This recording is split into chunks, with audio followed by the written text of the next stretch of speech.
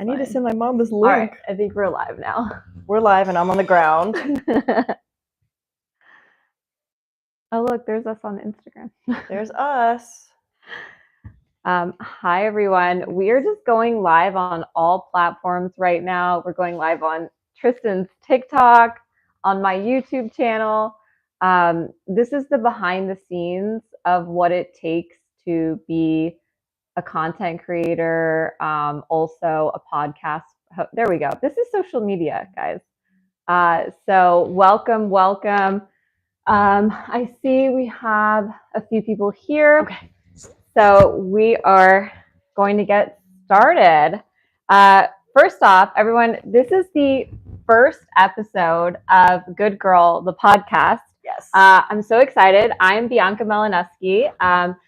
This is my podcast, and I have a very special first guest. I have Tristin Mays, who is an actress, a director, a writer, a producer, an artisan, a friend, and I think it's safe to say just like an overall baddie, right? Thank you. Like, don't you feel like how else would you? First off, cheers.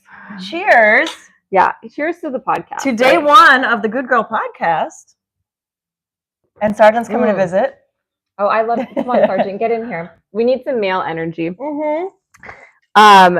So first off, bring this closer. Yeah. I'm going to bring this closer to us so you guys can actually We're going to get up close see and what's going personal. on here. Thanks, guys, for joining. Like I said, our first episode. So, Tristin. Yes. Tristin Mays.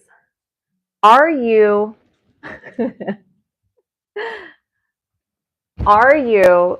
a good girl? Ooh. Ooh. We're starting good. Yeah. Are you a good girl? I am a good girl. Yeah. I am a good girl. And I think sometimes people just bring the bad out of me. But I am a good girl. Yeah. I try to be a good girl. Yeah. But it's not always easy. What do you mean? Like, I'm a very nice person, but Mhm. sometimes people bring the not so nice out of me because they Yeah. take my kindness for weakness, you know? Mhm. There's that. And I feel like that also is like not necessarily not being good. It's just like learning how to like stand up for yourself and Exactly. speak up and set boundaries, which is we have a caller tuning in with a question. Like, why is Walgreens calling me at 7:30? She's so popular. So yeah, I feel like that is like a thing that a lot of women deal with. Like, we feel like we're being a bitch, like if we like have to stand up for ourselves, but it's just, you have to stand up for yourself. You know, you have to set boundaries and you have to like speak up. Absolutely. And so in my mind, that is just being a good person, is like not letting people walk all over you, you know? Yeah. So you're a good girl. You are a good person. Like that's, I think when people were asking me about like, why did you call it Good Girl? It's like, yeah, there's this one part about, women, we have to be a good girl. But then there's this also a part of the book is also about being a good person. Absolutely. Like, do you feel like, you wake up every morning and you're proud of what you said or what you did, So, yes. Yeah. So is there anything else you would like to add to your title, like actress, writer, director, producer? There's like another thing you'd like to be known for? Home decorator. Home decorator. I love home decor. By the way, we are in Tristan's home right now, so thank you for letting us into your home. Such a beautiful space full of so many different moments. Like everywhere you look, there's a moment happening. A moment. Yeah. Yes. It's like its own special little moment. So yeah, that's not easy to do that. So home decorator also as well. Yeah. Are you going to take on clients as a home decorator? I am. I already am. Oh my gosh. I'm starting to develop a list now. Okay, guys. Yeah. So if you want your home decorated, or if you want tips or anything, I'll be releasing something soon that'll help with all of that. Oh, this is amazing. Yeah, okay, so it's home actually decorating. happening. Oh, it's happening. Okay, It's great. happening. See, we've already added something to the title and it's already happening. I love that. Yes. So I think people should know how we met. So I met Tristin back in, I think it was like 2014, maybe 2016. 2016. Okay, I was 2 years off. 2016. Oh, that's right. 2016. It was 2016. I mean, it was a long freaking time ago. Okay. But 2016. Yeah, 2016. And I was, I had got cast to come down and do MacGyver. I got cast to do a guest star on MacGyver. And I came down for my first episode and we met. Mm-hmm. And I feel like we met that first time and it, like you were so nice. Like, so, okay, here's another thing for people like who are interested in Hollywood and the way things work. When you come in as a guest star, you don't always like, you don't always hit it off with everyone. Like, cause you guys are the series regulars, you know each other, you have your lives. And then like we come in for like a day or two and like, that's sort of it, you know? And so you don't always become like fast friends. So I came and I did one episode. And then I came back like a year later and I did another episode. You did? Yeah. Wait. Was I in it? I mean, was I in your scene? I feel like you were. We were sitting out, crap. like we were like, we were outside. Yeah. And we had to stop and we had to come back a week later. Yeah. Remember? Yeah. So, so that's how we met. And I will say that you are so kind and so lovely. Like, being a series regular on a TV show and me coming in as a guest star, you were so nice to me. So not everyone is like that in town. No, so like, not at all. That was really nice to just like come in and meet a new girlfriend and, all these years later, like see each other grow and support each other. And so this woman right here, guys, she's the real deal. Okay. She's so kind and so nice and so generous and such a good person. She is such a good person. Oh my gosh, yeah. You're gonna make me cry. Yeah, I'm crying. You're tearing, Bianca. Yeah, it's okay. I'm just gonna drink more rosé, but let me put my little mic get your little fluff back on. Can you guys hear us okay? How's the sound? I want to know how everything is. The producer, the director, she's like, what is the sound quality? Tacos, Sharon. I see my people in here. Who's on TikTok?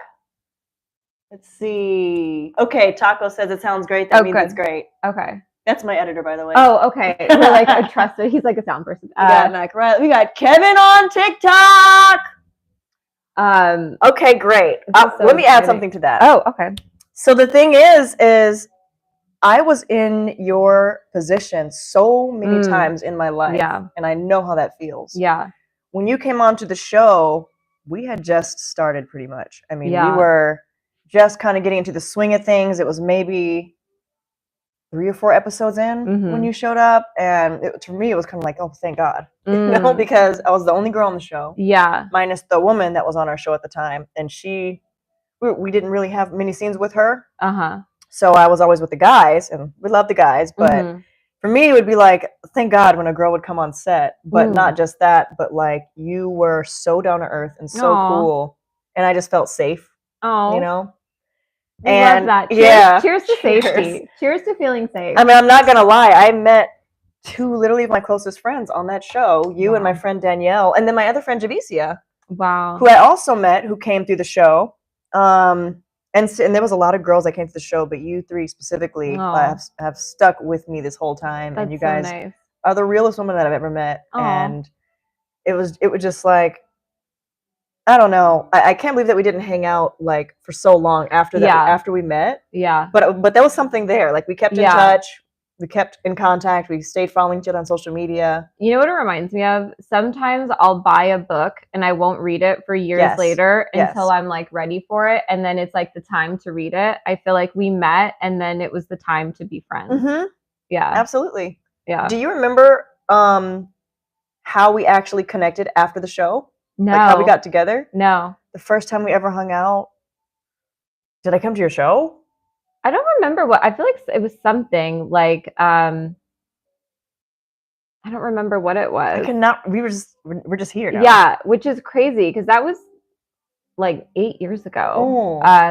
So it's it's crazy in this business too, just like being friends and staying connected. And like, but you're so genuine that it's like, it's just feels like I've known you for a long time. You feel like someone from like my hometown, like that I just know, which is a really nice feeling. What was your experience like on MacGyver? It was an experience. It was fun. It was hard work. Yeah. The best part about it was being in Atlanta. I just really loved all the outdoor shots that we did, all the different locations. You had such a fun role. Such a fun role. You know, I didn't have to worry about my hair and makeup being perfect all the time. I could just kind of be rough and run around. And was that the first time you got to do something like that? Yes. Wow. Because every role before that was, you know, the pretty girl or the this or the that, or wearing high heels and being someone's assistant on Supergirl. Like, it's cool and everything. But getting to play a role where I get to really just be myself. Yeah. Talk how I want to talk. Wear my hair how I want to wear it. Wear my own freaking clothes. Wow. Like, I got to be myself in every way. Plus, I got to kick butt and do stuff that I can't do in real life. Wow. So it was like, it could not have been more perfect, and it came at a perfect time in my life. And yeah, it was hard work. It was a struggle. It wasn't always easy. It wasn't always fun, but it was worth it. And it really shaped me a lot. And I also learned so much more about acting and so much about myself. And I was also just able to grow so much. How old were you in that time? I got the show at 26. Okay. And then I did it all the way till 30. Wow. That's such an important time, 31? I feel like, in a woman's life. Yeah. That time. Yeah. It was like a pivotal, whatever the word is for that. Wow. But yeah, it was an interesting experience. That's for sure. When you auditioned, did you know that you were going to get it? Because it was like so right for you. Like, did you feel like there was something really special about it that you were just, you know? Honestly, the role was so me. I was a little bit just the tiniest bit discouraged, because sometimes when they give you a breakdown, they'll immediately reference the character that they want you to be like, or the person that they want you to be like. I'm not going to say the name, but they'll immediately say, think this person. Oh, yeah. And I'm already like, why don't they just pick that person? Obviously, interesting. I'm like, obviously they offered it and that person couldn't do it. So, you know, but I don't know. It honestly felt so easy. Yeah. It was a show that my dad got me into because he was into it in the 80s. And I had auditioned for the show twice before I got this role. And it was for 2 different roles that never made it onto the actual show. Oh, interesting. So I auditioned for MacGyver 6 months before I auditioned for Riley. And it was for the original pilot. And it was for 2 different roles that were way too old for me. They're like supposed to be women in their 40s. They're like cops or something like that. I auditioned for both of those. I didn't get them. And then they went and did the pilot, and I just figured that I was out, you know? I was like, well, guess I didn't get that one. And then all of a sudden, another audition for MacGyver came back up because they decided to scrap the pilot and redo it, and they wrote this new character. They wrote this new character named Riley that literally described myself. And I had already decided that I was quitting acting. Stop. Okay, wait. This happens all the time. An actress is like about to quit, and then like the perfect thing comes up. Yeah, I had already decided that I was quitting acting. Wait, and why were you quitting acting? It wasn't because that's gonna go off today. It wasn't because I was angry or bitter or like frustrated. It was because I had truly felt like I had came to a place. This is the last time I'm going to tell this story on a podcast, by the way. This is about like the 5th or 6th time that I've told this. But it was just kind of a thing where I'm like, you know what? I've done all I can. At 26. And I've done my best. And at this point, I can't do it anymore. I need to open myself up to what I'm really meant for. You know, I've given it my all, and I'm proud of what I've done. But I can't keep going like this. You know, I've got to figure out something else now. Going like what? You know, dragging yourself out of the house every day with sides in your hand that you don't know well enough because they didn't give you time to read them. Dragging yourself through a studio, the grind, a film studio, seeing everyone's billboards up, and you're just going to go walk into a casting office and get ignored and get treated weird. And you know, you're young and you're spending gas money and you don't have money to do this because you need the gas money to do this. And it's like, it was a lot. It's a lot on a young woman. And it's a lot when I've been doing this since I was 4 years old. Wow. 2 years old. Yeah. I've been doing it since I was 2. And so it's like, how many years can you go just kind of hoping to get like a little piece of a job? Yeah. You know, at a certain point, you're going to need to figure out a real career. Mm-hmm. So it was just to a point where I was just like, you know what, physically and mentally, I don't think I can do this anymore. And I decided I was just going to gracefully open myself up to whatever's like really meant for me. Yeah. And it was literally the next day was my birthday, and all of a sudden I got 3 auditions in one day. Wow. And it was like, I almost cried when I saw it because I'm like, I can't do this. This is so much to learn. And I got to go in there and be perfect. And, you know, it was just a lot. And my mom was just like, I'll drive you. If you can't do it, you know, just one more time. Just on your birthday, you might as well just go do it and then be done. Mm-hmm. And I was like, okay. But I was like physically like beaten up, weak, you know? Yeah. And I remember my mom dropped me off at the audition and I walked in and I was wearing Riley's clothes. I had my hair, I had my boots, I had the jeans, the jacket, everything. And I took a picture of myself in the mirror that was in the audition waiting room. Mm-hmm. And the audition room was right next to me. I took a picture because I wanted to remember my last audition ever. Whoa. I wanted to remember my last ever audition. And I walked in there and I remember just doing it. And the casting director was sort of a friend of mine. She had known me throughout the years, just bringing me in so much. And she was like, girl, I knew this was perfect for you. You're good. You don't even need to do another take. And I was like, okay. And I walked out of there and I was like, well, I guess that's that.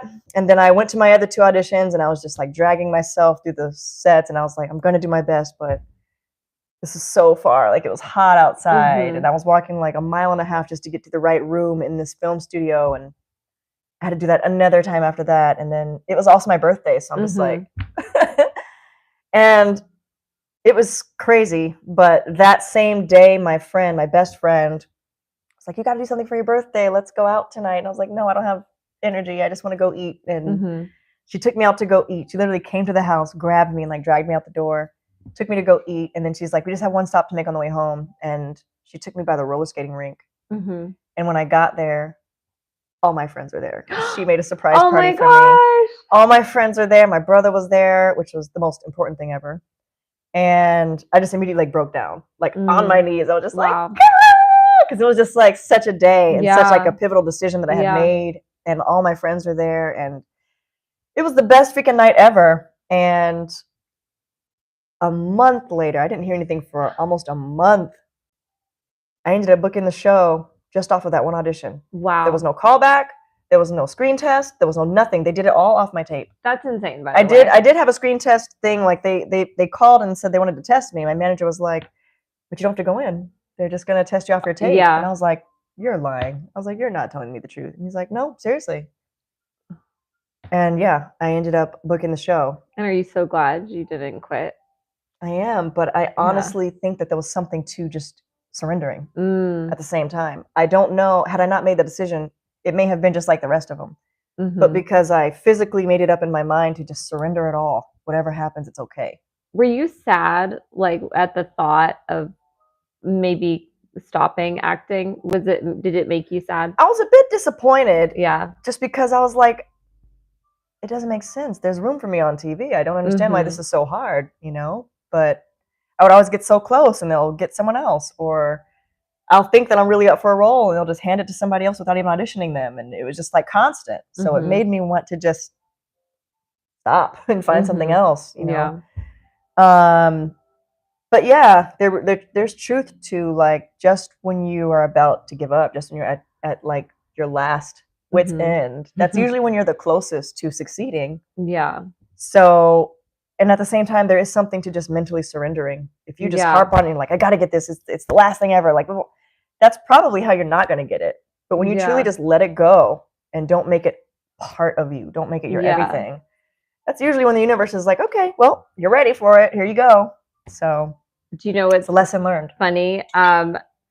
You know, I had written the book Good Girl years ago and I didn't publish it right away. And I was sort of having like a low, like at the end of last year. And I was kind of just like, I just don't know what else to do. Like I've tried everything. I don't know what else to do. Right. And it was like going to be the holidays and all my friends were getting nominated like for awards and everything. And I just was like, you know what? I cannot go through award season. Like, you know, I need to give myself something. Yeah. And I was like, I need to give myself a project. I need to give myself something positive. Yes. And I decided to publish the book. Oh my gosh. Yeah. Like I wasn't going to do it. Like I had thought about it a year ago to do it on Valentine's Day, like a year ago. And then I was just like, you know what, I'm going to do it. And cause I felt like I had just gotten exhausted. And I was just like, I have nothing to lose. Like just do it. Yeah. And I'm glad I did it. But there was this like, sometimes you just hit that low and there's nowhere to go. And you're just like, and just something happens. Yeah. Exactly. And that's the thing. You can't like put so much on one thing because you never know what it's really going to be. Yeah. That gets you what you're actually wanting out of life. You know what I mean? So I have so many questions. Okay. How do you feel like your childhood shaped who you are today? That's a good question because I grew up in New York and I grew up in show business in New York. It shaped all of me. Watching Hey Arnold shaped my whole childhood. It shaped my whole personality.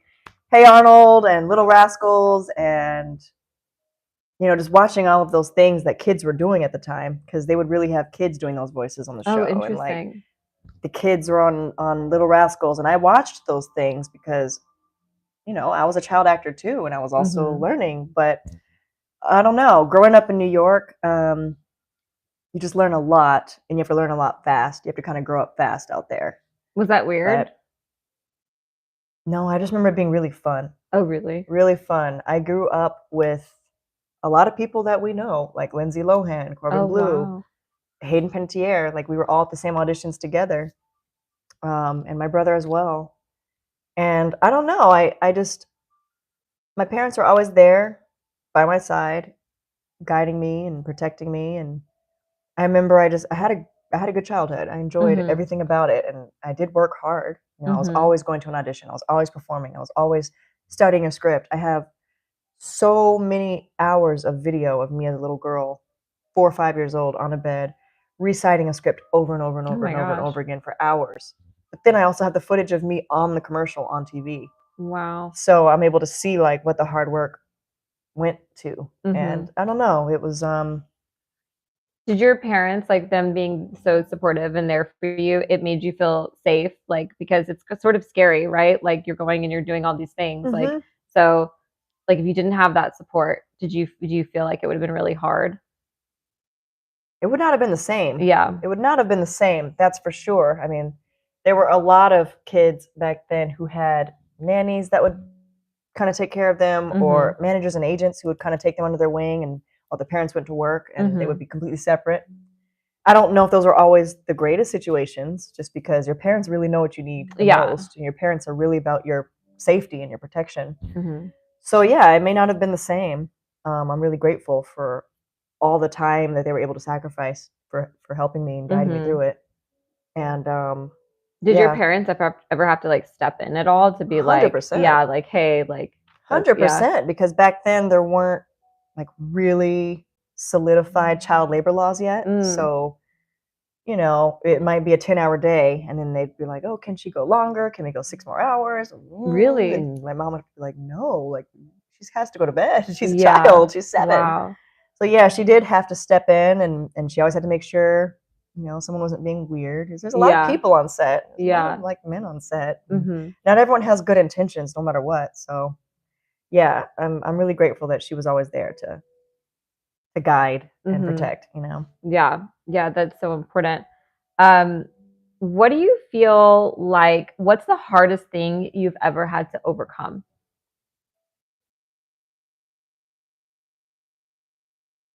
The hardest thing so far.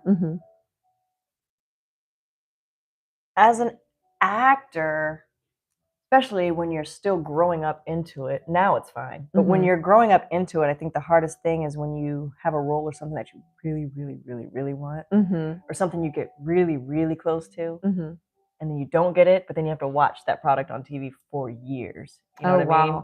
That's always tough. Yeah. That's always tough as a kid. But once you grow up and you're into it and you're 15, 16 years old, those things don't mean so much anymore. It's kind of like, but yeah, yeah, because you're still learning what rejection feels like, and you're still wondering, is it you? Was it something I did? Was I not good enough? But I think that's one of the hardest things about acting, is because constant rejection is not normal. It's constant. Yeah. But the good thing is we've learned now that it hardly has anything to do with your skills. So it's just something you have to grow into understanding. Rejection isn't necessarily personal, which is really hard. It's very hard for people to understand that. It's very hard. Yeah. So that's still something that we're constantly trying to get through. It's still something we battle. I had a random man tell me one time. That's already funny. I can't wait to talk about dating. No, it wasn't dating. It was he owns that nightclub on Sunset. Oh my god, I'm gonna forget it. But it's Los Globos. And it was my birthday this past year, and I was out on the street corner about to go into the club, and I met him, the owner, and I had like this really good chat with him. And he sort of was like, for what you do, he was like, I can see it in your eyes, like that it's hard and that you might quit, like that it's too tough. And he was like, but you have to just, every time someone tells you no, you just have to take that and keep going and use that as fuel. It's like, it's not no. Like he told me his story about being a nightclub owner, that he would go around putting flyers on people's windshields, and he would tell everyone, like, I'm going to own a nightclub one day. I'm going to own a bunch of nightclubs one day. And everyone would laugh at him. Yeah. And then this man owns like all the nightclubs. Oh my God. Yeah. And he was like, I took that and and that was something that I feel like as a woman, that was really hard for me to like, I would take it so personally, and I would get so down on myself, and I would feel just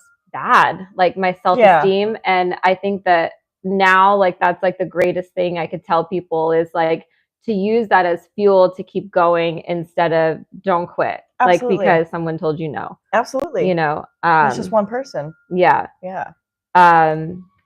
Hold on, I'm gonna post something real quick and tell everyone that we're on live. Oh yeah, okay. How's everyone doing in the chat? Sergeant TikTok. Give me 1 second. I'm gonna post something on Instagram. I shouldn't be logging out, but just stay here. Hold on 1 second. Sergeant said hello to me. That was very nice. He did. How sweet. He noticed that I was like tearing up. Hi guys on here. Everyone's so sweet. Thanks for tuning in, guys. I'm gonna post it real quick and get. We're just a few questions, and I have so many more questions. That's okay. We can answer them all. Yeah. I'm gonna see what you guys are saying. Someone said, "Good evening, Sergeant." Oh my God, let him say hi. Yeah, he is so cute.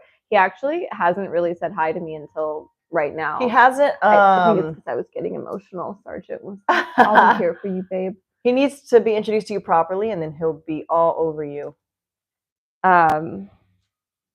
Hold on, link. So cute. I'm gonna say tune in here. I don't know about you guys, but I really like doing these lives. Like I feel like lives are just so fun. They are fun, and you don't have to like edit them or anything. They just like live. So we love that. I kind of see that's a good way of putting it. LOL. Streaming live with Bianca. Aww. He started. Wow, he's really warming up to me, guys. I think I might be seeing someone. I think Sergeant and I might be an item. Nope, not that one. Wait to read your book. Aw, thank you, Sharon.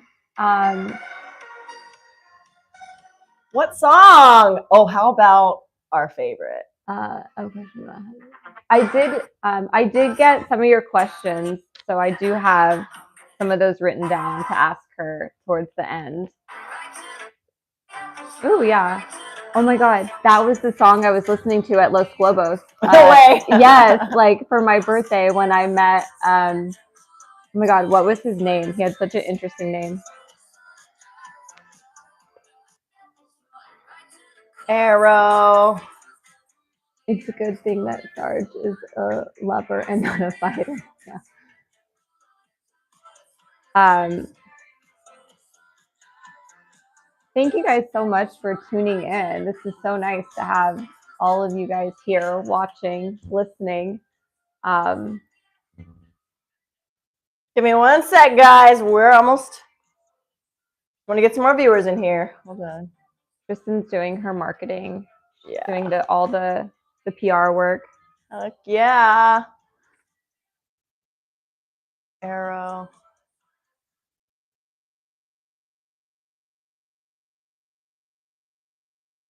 And by the way, Tristin had no idea what I was going to ask her. She still has no idea what the questions are. So it's very exciting. Okay, I've done it. Okay, she's done it, everyone. I did it. She did it. She did the thing. Added a few questions about half an hour ago. Did you get them? I mean, someone's new in here. I got some questions earlier today, and I wrote a few of them down. So I'm excited to. And then we can like. Oh yeah, we can also ask your questions live for sure. Yeah. That's the good thing about doing the live. Oh yeah, she does do really good makeup. Thanks. I'm working on it still. I want to take a makeup class. Oh my gosh, you guys are still here. Okay. Let's take a makeup class. Yeah, I just feel like I want to learn the new tricks. I know. There's so many because it's always evolving. It's like makeup is always changing. Yeah. I feel like there's so many, like strawberry makeup, whatever that means. I'm starting to like figure some things out. Oh, which is really good. Okay, so I feel like we kind of touched on this a little bit, so we can kind of, you don't have to get too into it, but yeah. What is, as she brings over the ball of rosé, what is your relationship to being an actress like right now? Like, what is your relationship to acting like right now? Long pause. It's that's a good question. Yeah. The honest question is, it's like a friend that you care deeply about, but you don't see that much. Okay. I see that. Yeah. And you're kind of like looking forward to getting back to that side of the country so you can see that person. Oh, really? All the time. Oh, interesting. Yeah, it's like a distant friend, like a distant best friend right now. Wow. Does that make sense? Yeah, no, it does. It's a distant best friend. I have no idea what's going on with the industry right now since after the strike, and everything's just different. Yeah. So it's sort of like a distant best friend that you talk to sometimes, and you're like, you still like are building your friendship with still like from a distance, but it's kind of like, when the time is right. Yeah. We'll be close again. Wow. Yeah. Wow. I mean, it's so interesting because like, saying that you were in this industry since you were 4 years old, it's like, it's such a big part of your identity, being an actress. But it's also something that doesn't define me as a person. Yeah. I could not think about it ever again and be fine. I have so many other things going on. I'm very busy with all of my other things in life. It's almost like, it wouldn't really, I would think about it sometimes, but it wouldn't be something that would necessarily affect me. Yeah. If I never saw it again. You know what I mean?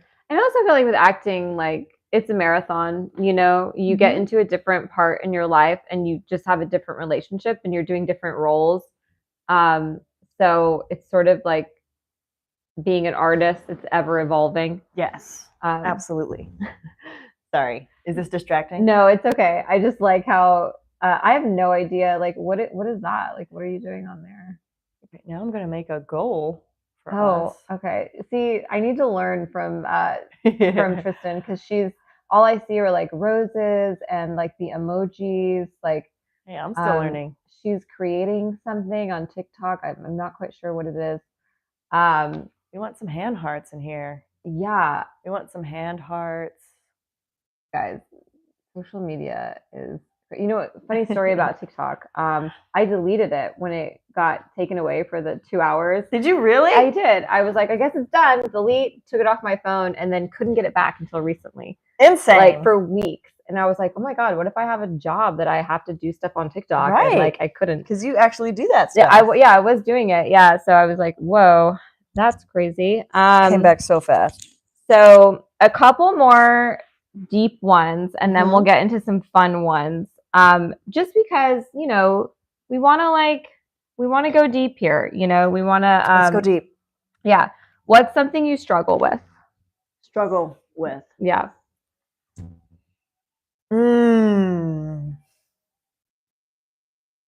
I struggle with, and I think it's something I've gotten a lot better at, and I've never been horrible at it, but sometimes I struggle with letting people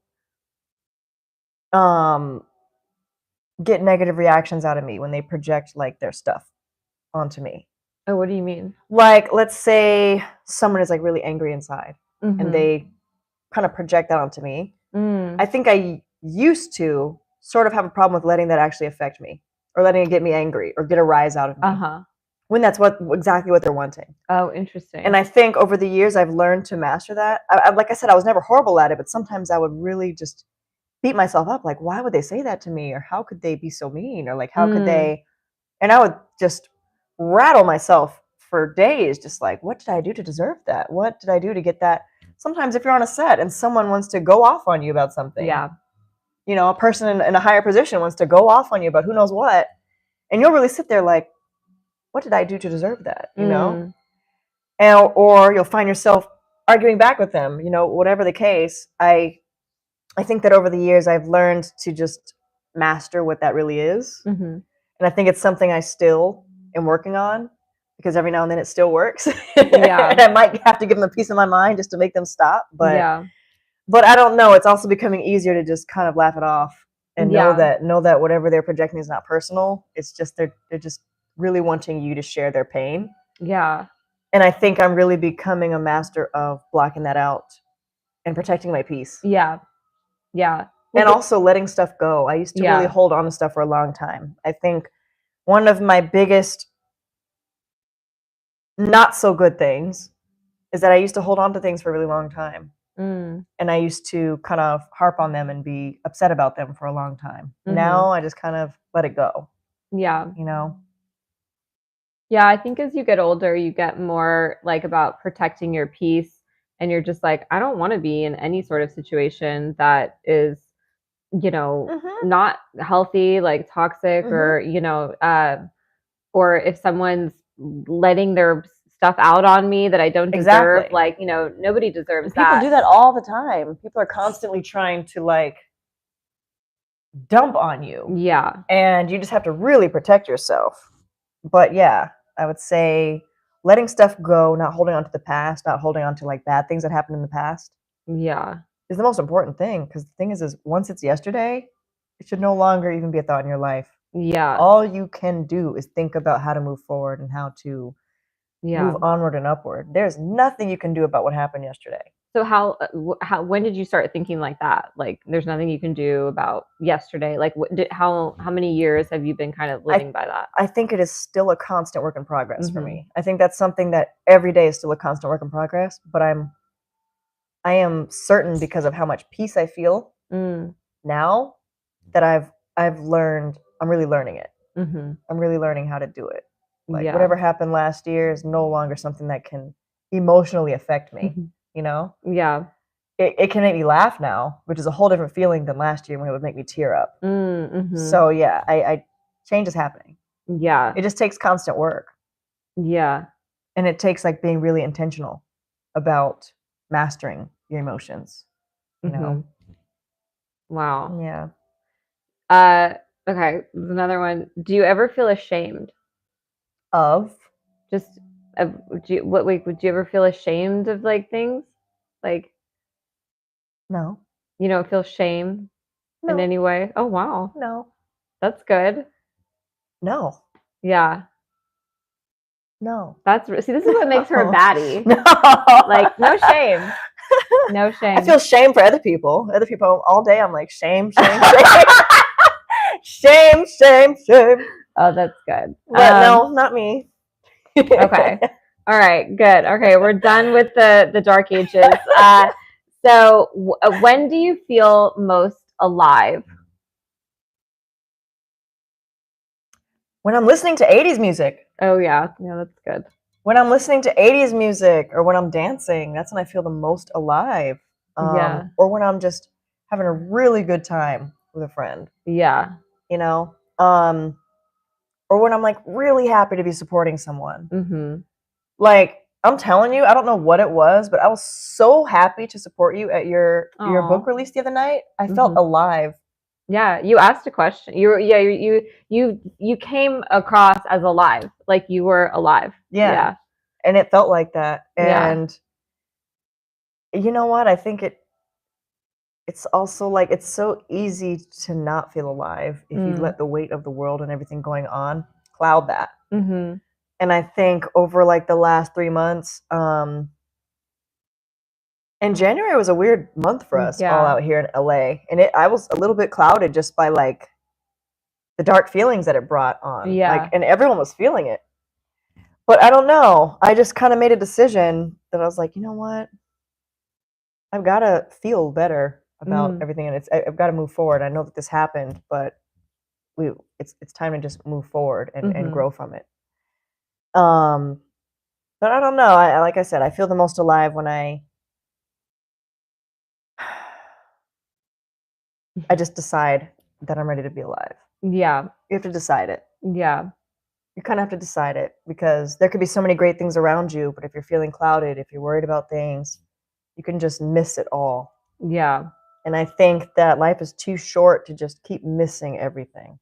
You know, if I had been too mentally exhausted and didn't come that night, that would have been so lame. Yeah. You know, and I decided to look as cute as possible, put my high heels on, and you look really cute.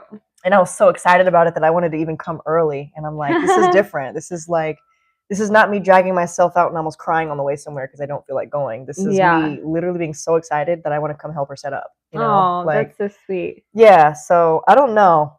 Isn't that crazy? Like our energy, like sometimes we just we get energized. Like we get energized. Like you can be so tired and like lethargic, and then something will just give you like so much energy. And you know what it is? It's all mental. Yeah. Because there were so many things that could have kept me home that night. Yeah. And I literally made a conscious decision that day. I was like, you know what? I'm never going to think about this ever again.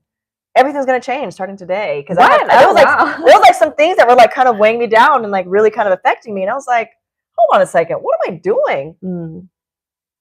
I'm me. I'm out of here. I'm putting my high heels on and getting out of this house. She got her groove back. And it was just such a good day all around. Yeah. Starting from like early that day when I just decided to like let it all go. Like the day was great, and so you just really have to decide. Yeah.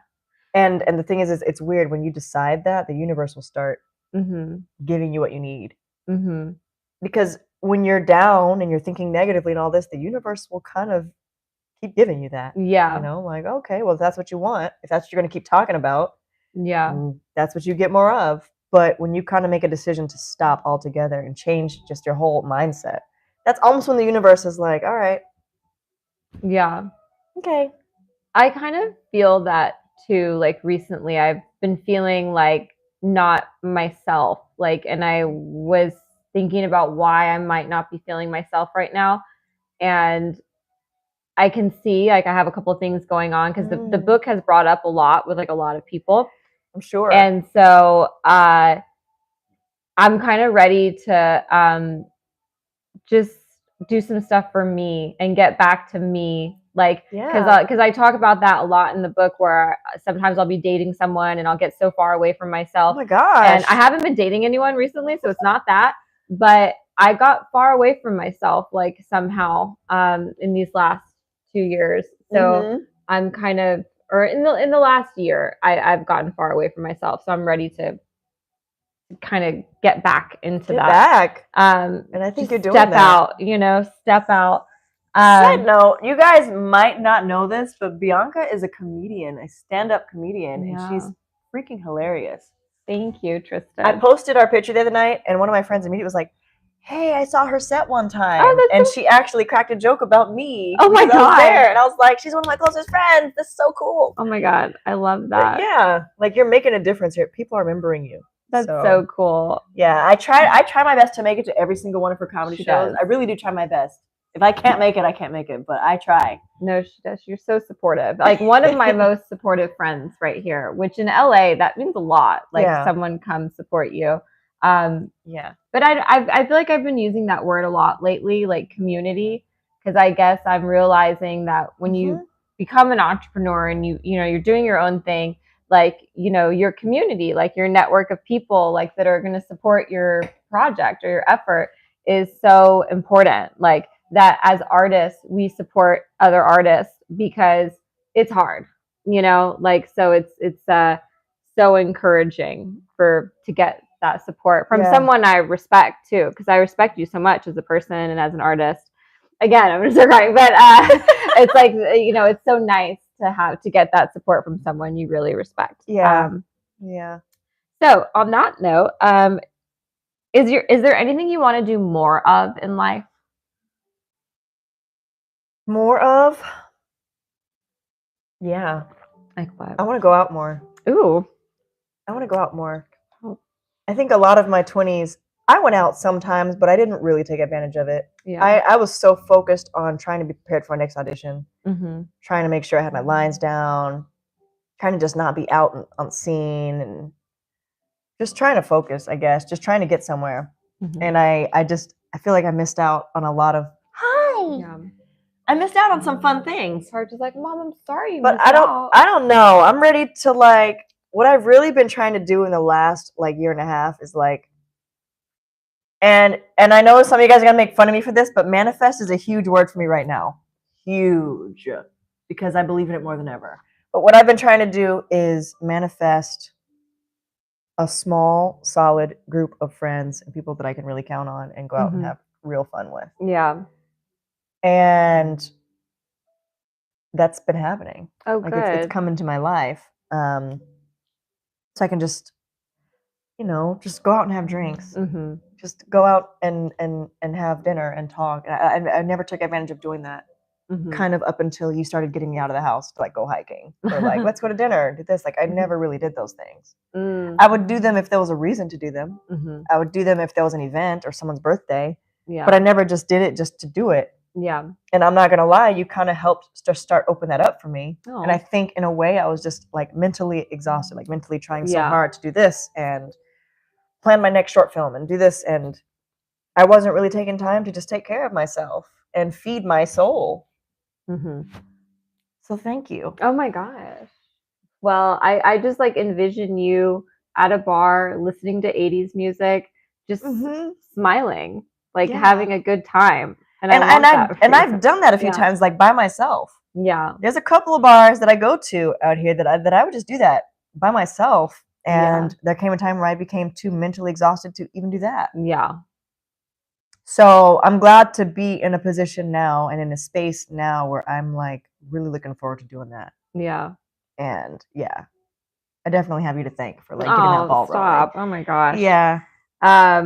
Well, is that what you even asked? I don't even know what you asked. Yeah. Is there anything you want to do more of in life? Okay. Yeah.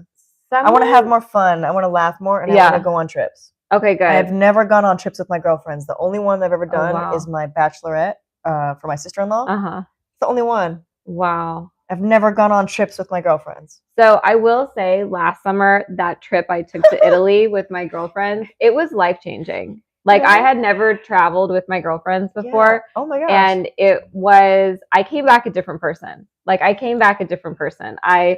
I don't know what happened, but something happened. It was like sisterhood of the traveling yaya pants. I don't know. And I turned a corner. Yeah. So it is really important to take those trips with your girlfriends. It is. So I have huge plans on taking a trip with her to Rome this year. Yeah. I mean, Did you water the plants? What? Yes, I watered my plant. Do they not look watered? Well, some of them are, dry. Some are kind of dead, like that tree for sure. But I love your outfits. Thank you. I also came dressed Tristin inspired, but I wanted the vibe. Tristin inspired. Yeah, it's like anything black works. Sassy, So how have you changed in the past 10 years? I feel like we've talked about this a little bit, but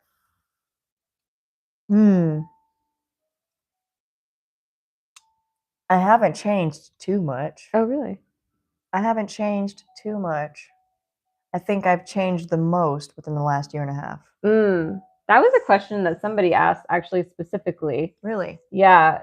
They said, how have you changed in the past year?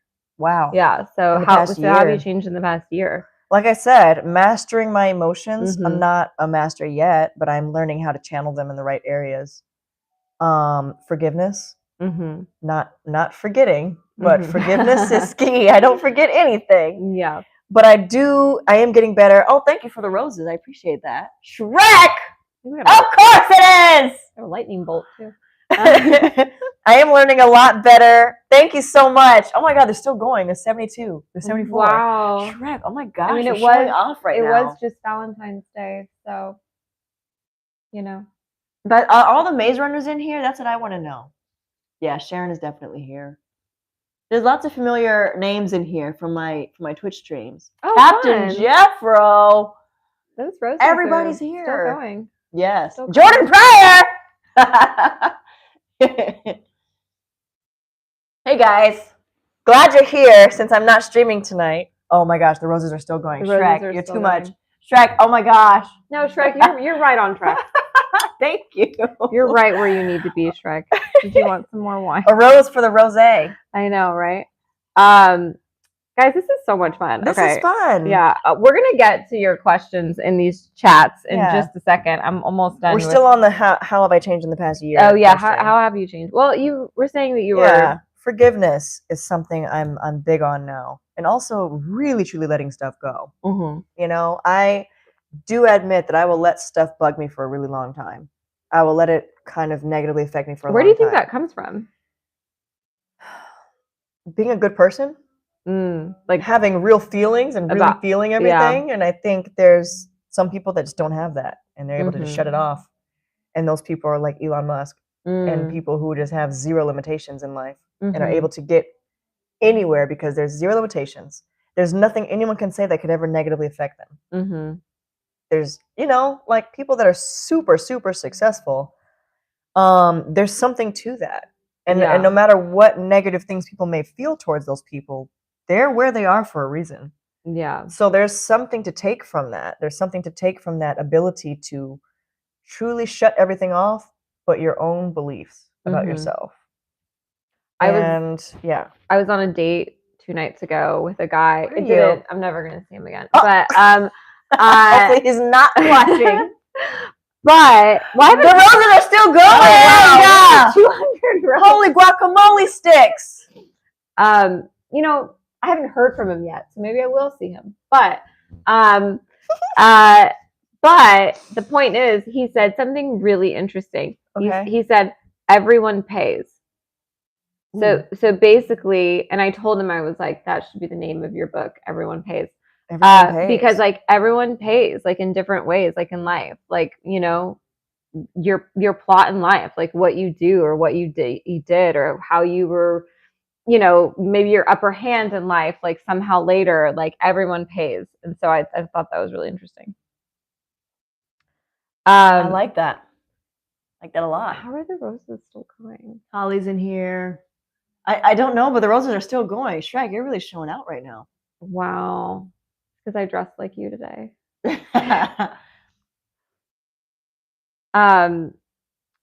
So what's the goal like right now for you? To be happy. Yeah. To be happy and enjoy the now. Yeah. And enjoy everything that's around me right now and what I have right now. And enjoy my dog. Yeah. I worked really hard for 5 years straight. Yeah. I know. What you did is very hard work. I worked really hard for 5 years straight. Yeah. There is nothing easy about a job like that. it might seem like all glitz and glam, but that's hard work. And for the people that go from show to show to show, oh my gosh. Yeah. But, you know, I'm glad to be able to spend every day with him now, rather than him just waiting for me in my trailer. Yeah. You know, I'm able to spend his older years now with him every day, taking him out and walking with him. And, yeah. And even though he loved it, you know, it's tough. I mean, he literally would wait on me for 8 hours or so before I could even come back to my trailer. Wow, that's insane. And he was still growing up. Yeah. So now, like, we just get to spend all of our time together, and I'm having time to do so many other things that I want to do, like learn about directing, learn how to put a production together, try it out, do my own productions. You know, take classes, take courses, just perfect all of the things. And also spend time with my family. Spend time doing other things that I'm good at. You know, I've started my charcuterie board business. There's things that I like. Which is amazing, by the way. I got one for my birthday. It's my favorite thing ever. Thank you. Yeah. The roses are still going, by the way. Oh we my love gosh. It. So yeah, the roses are still going. Just keep them coming, guys. Look, we deserve all the roses. Oh my gosh, did you see the heart hands? I don't know what that means, but yes, I do. By the way, we're also on TikTok Live, on my TikTok, which is Tristin Mays. So if you're watching this on YouTube, we're also on TikTok Live, and there's a nice amount of people in here. Yeah. Keep sharing the live, you guys. We're probably gonna go for like another hour or so keep sharing the live. Yeah, this is great. Yeah, I love this. Oh, Tristan's like my only guest. I come back every week. It's just Tristin. That's it. So what's like a long-term goal? A long-term goal? I mean, I have a few. My long-term goal is to have a ginormous, what is that? Oh, I think it's just because we've been on for maybe.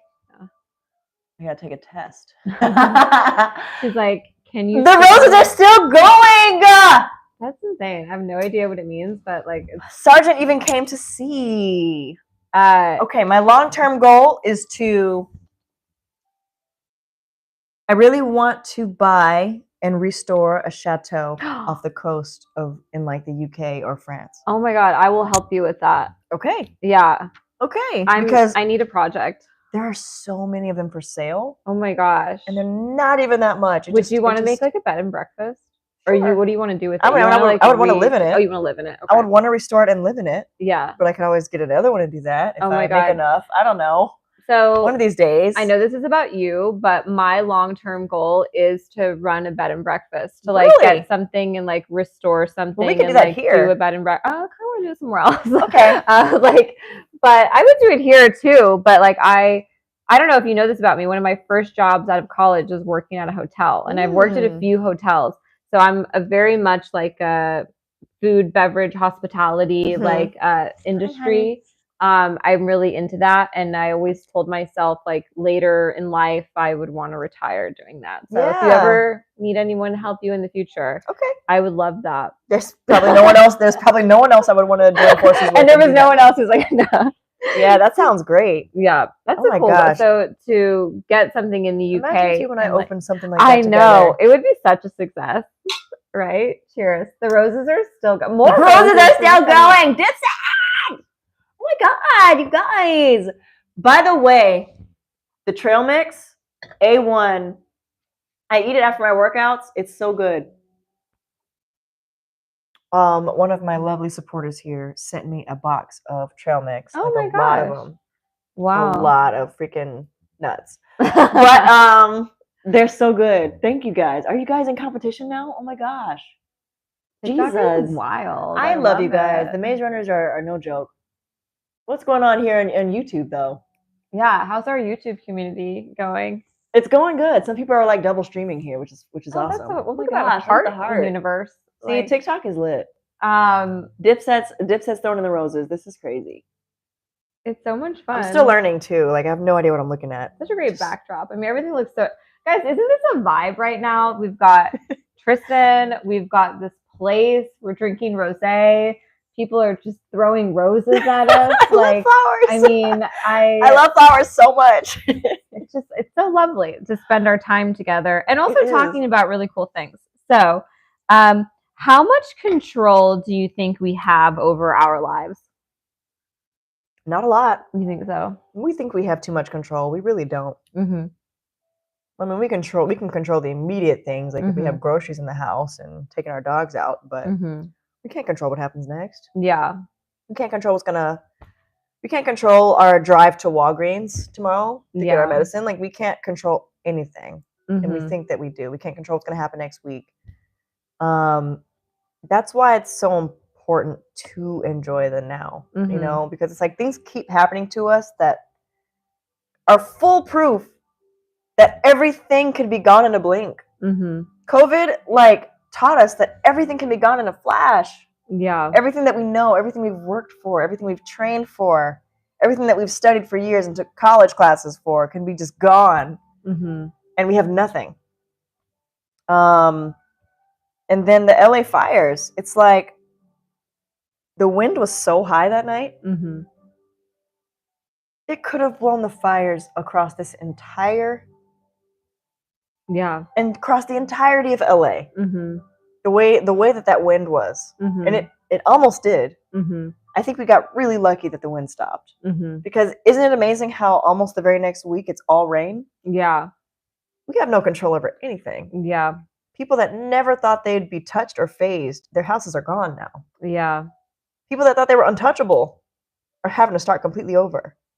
So it's like, how are we not actually seeing that and knowing that it could be any of us any day? How do we not learn from that? How do we not take something from that? Yeah. And truly learn how to enjoy the now? How quickly? I mean, I'm telling you, it was so crazy that day that everything kind of went out of control. When I had to leave this place and evacuate, I'm getting the messages that I have to evacuate. I had friends of mine that were like, hey, come to my house if you need to evacuate. We're good over here. You know, come over here. You can chill. And within 2 hours, they were having to evacuate their houses. And it wasn't even close to the Altadena fires. It's because it blew embers all the way over here. And now people are starting fires. And now there's fires in the Hollywood Hills. It's like everything can get out of control so fast. Because when I looked on the news, like, I had gone to my parents' house because I was like, I'm just getting out of LA, period. That's nice. I appreciate it, but I'm out of here. When I looked on the news and saw that all of a sudden there were fires there, and now they were like within a mile of my friend's house who had just invited me to his house, I'm like, oh my gosh. Like, everything we know can be gone so fast. Yeah. We're not in control of anything. So, key is to really enjoy the now. Make the most of right now. And even though times might be hard, you got to still try to enjoy it because it could still be your last day. Yeah. So that's all we can do. That's all we can do. We can only control what we actually can control, but we can't control the future. Yeah. No, that's so true. And I think, you know, with COVID, it happened, and then it was a few years, and then the fire, and it's interesting, like, how quickly we all get back to life, like, after these catastrophes. How we just, like, keep going. And also with fire, that it just burns everything down. You know, everything's gone. Someone said, let me control you both. Well, no. Are you a good girl or bad boy? Okay, so no, that's interesting. So, any advice for your younger self? Any advice for young Tristin? Maybe like 20-year-old Tristin. 20-year-old Tristin? Or whoever. Yeah. Whoever you see, yeah. If I could give advice to 20-year-old Tristin, it would have been, don't date anybody. Oh, really? Don't date anybody. That's exactly where we're going here. And be brave. Take the risk. Take the risk. Don't listen to them. Don't date anybody. That would be my advice. I don't regret my 20s at all. But I will say I had a lot of fear. I allowed myself to waste a lot of my time trying to make others happy. Yeah. And not spend as much time as I could have focusing on myself and my goals. I accomplished a lot of things, but I think I could have accomplished more had I not just been so overly caring and worried about others. Yeah. If that makes sense. I mean, there is something to, I love caring about people. I love helping people. But I think, like I said, I spent a lot of time kind of caring about other people rather than myself. Yeah. And now I'm kind of trying to play catch up. And I think I'm finally catching up. Mm-hmm. But, you know, there are opportunities that I was too tired to take advantage of or too scared to take advantage of because I didn't work on building the confidence in that area or worried about causing confrontations. So I didn't say anything or I let things slide, you know. I spent a lot of time just like, you know, people pleasing is something I think we're all trying to stop doing. We're trying to stop people pleasing. And that comes from being a good person. We're always concerned about hurting someone's feelings or overstepping or this or that. And the thing is no one cares when they do it to us. Yeah. No one cares about our feelings when they want what they want. No one cares when they're trying to take advantage of us or scam us. So why are we so overly worried about everyone else and their emotions? Yeah. You know? And we do it so much that we sacrifice our own happiness for it. So, yeah. There's that, you know. I would have told myself to care about yourself and do it for you. I feel like that's such an important message for young women, young people, that to really, you know, you have your best interest out for yourself. You know, like you are your best keeper, you know. You need to have your back. You need to show up for yourself. Like no one's going to show up for you like you know. So I think when we're younger, we think a lot of like, oh, well, my boyfriend or my maybe my boss at work or someone older than me like knows better. And it's like, really, you know best for you, you know? And I think it's just so hard to believe that and listen to that and be confident like in that and in your decisions. I think that comes with age, but hopefully that's something that now younger people are practicing. When was the last time you had an epiphany? The day I went to your book reading. Oh, really? Yeah. That was the last day. And it was kind of, I'm not going to say exactly what it was. We'll talk about it in private. Oh, okay. But what I'll say is I had an epiphany just a few days ago. I think we kind of have them like once a week now in ways, but it was a big enough one that kind of changed the course of the whole future. And because I made that choice, everything started to align itself from that day forward. And yeah, I have a lot to say on that subject, but I made a decision that day, and because of that, my body and everything in me felt so much lighter. I immediately felt like a new person. Oh, wow.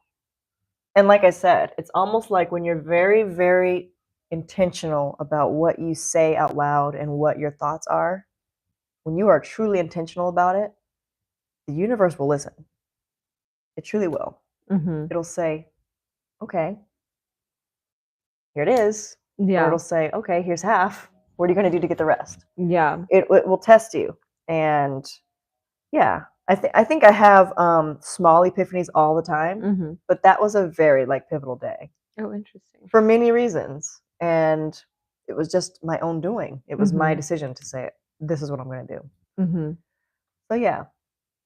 Okay, well, I can't wait to know what extrapolate on that later. Just the two of us. Okay, so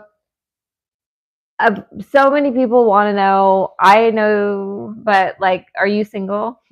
I am single. Okay.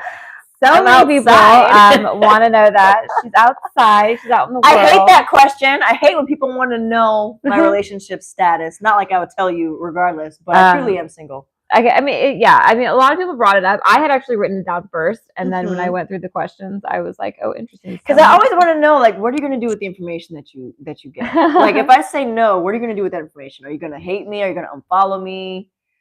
But if I say no, like, what does that mean? What does it do for you guys to know my relationship status? People just want to know about you. Just want to know. I'm single. I'm so single. Okay, I'm so dreadfully single. What have you learned dating in Los Angeles? Don't. Don't. Okay, I'm gonna write that one down. Don't. Just don't. It's not Nike. Just don't. It's just don't. Just don't. There's other places. Oh my God, we should create T-shirts that say "Just don't." Just don't. Just don't. Just don't. Do you think dating is better in other cities? You know what? I take that back. It's at the same time, it's all jokes because at the end of the day, it's really the person that you are with. Yeah. It's really the person. You never know what you're going to get. It really just takes kind of gauging energy and how someone makes you feel. Do they make you feel safe? Do they make you feel like you can trust them? Yeah. You know, it's really just about trust and time. Dating just takes time. It takes a little bit of exploring. It takes a little bit of bravery.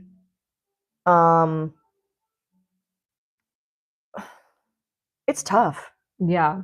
It's tough. It's really tough because, you know, a lot of us come out of relationships with a lot of like things that we're holding on to, and we're kind of going to the next thing a little bit worried about all of this. But it really just takes kind of wiping the slate clean and starting over and knowing what your standards are. You know what I mean? You can't really hold things against someone new that you may have held against that other person. Like you have to really let everything go and start fresh. And I don't know. Dating is tough in this generation. The social media has kind of made everything go crazy. You know what's crazy? The person I went out with the other day, they had the same sort of like nasally voice as this guy that I dated a few years ago. And I was like, Bianca, do not hold that against him. Oh no! But it was like someone that I didn't have a good experience with. So it was just funny how like, you know, things like that, you remind you of someone that you're like, don't go there. Dating is interesting. It's really about energy. And sometimes you can know that just off of having a simple conversation with someone. What the energy is going to be like, what you're going to be in for, what that person is carrying, what that person is holding. Yeah. How that person's energy makes you feel. Sometimes you could literally start talking to someone and their energy just feels chaotic. Like their life is a mess. They're a mess. There's no way I could date you. But they're showing up to a date like that? It may not even be a date. It may just be someone that like approaches you, or someone that writes you on Instagram, or like someone that wants to be your new friend. Like when you meet people, you immediately kind of get a gauge for like their energy. Like, are they giving me fake joy? Are they hiding a ton of freaking trauma and masking it with jokes and all this stuff? I feel like you're really good at intuition. Like you're very intuitive. Trying to gauge what someone's goal really is. It's tough, like I said, but it's all about energy. I think that's a New Yorker thing too. Yeah. Like just to be able to kind of like, you know, because you see a lot of people and just read energy. And in New York, it's more on the surface. In LA, everyone's kind of putting on an act. Yeah. And because of social media, everyone's really putting on an act. Yeah. You don't know who anybody is. It's like social media has kind of allowed everyone to kind of put on an act as soon as there's a camera in their face. So you don't really know who anyone is. Like you could be around the most reserved, quiet person, but as soon as you put the camera, they're like, "What's up? We're in the building." And I'm like, they didn't even want to say that. That's not them. So you really don't know who anybody is. Yeah. Social media has kind of given everyone the permission to have a personality that they can kind of just create. That's not who they really are, and it's scary out here. So it really just takes time. It takes strong intuition. It takes good communication, and I don't know. Well, that kind of leads me into the next question. What does love look like to you? Love. It looks like peace in every aspect of life. I don't think there's any reason to share a life with someone else unless they're bringing you peace and making your life better. You know what I mean? There's a lot of people out there who think that they're good people, but they're actually bringing a lot of chaos, a lot of trauma, a lot of drama, a lot of literally not being ready for a relationship, but they think because they're a nice person, they kind of deserve a shot. And the truth is a lot of people need to sit there and like get their lives together before they consider pursuing someone. And I think, do you like the music or do you want to change it? If you want to change it, you change it. Yeah. Because I don't think they can really hear it. Alexa. This is more for us. Play Dark Wave. She's like, we need Dark Wave. I'm like, something's rolling the dark way. We're not doing ballet at the moment. Maybe later. Guys, I'm almost done with my questions and then we'll get into your questions. It's hard when you can't trust. So hard. Yeah. Hello from Georgia. What's up? Love Georgia, you already know.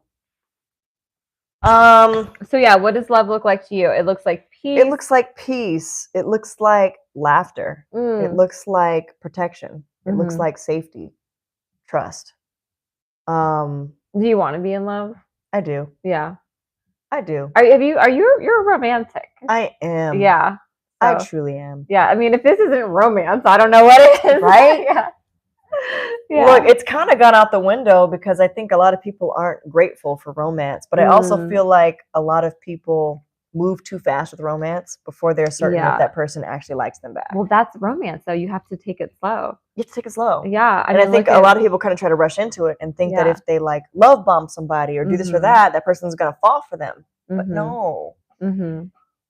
Romance is dead. Romance is dead, but I want it so bad. You know, like but I don't want it from just, I don't know. It has to be like, there has to be like a level of communication. It has to be like a mutual interest. Like, if you know that I'm interested in you and we are kind of developing a thing together, then you can activate the romance. But I don't necessarily think that's a way to just surprise and woo a woman before she gets a chance to trust you. For sure. Wooing is not the way. It's not the way. It's a slow burn of like just them showing up as who they are, and then gradually over time you being like, oh my God, like, exactly. Do I love Mr. Darcy? It's like, I do. I think the crazy thing is like so many people are just like selfish in wanting love that they're wanting it before they're even ready for it. For sure. Yeah. You know what I mean? I'm not trying to single anybody out, whoever's going through whatever, but I'm just going to be honest. Like, there's been a lot of men who have tried to come into my life who are like,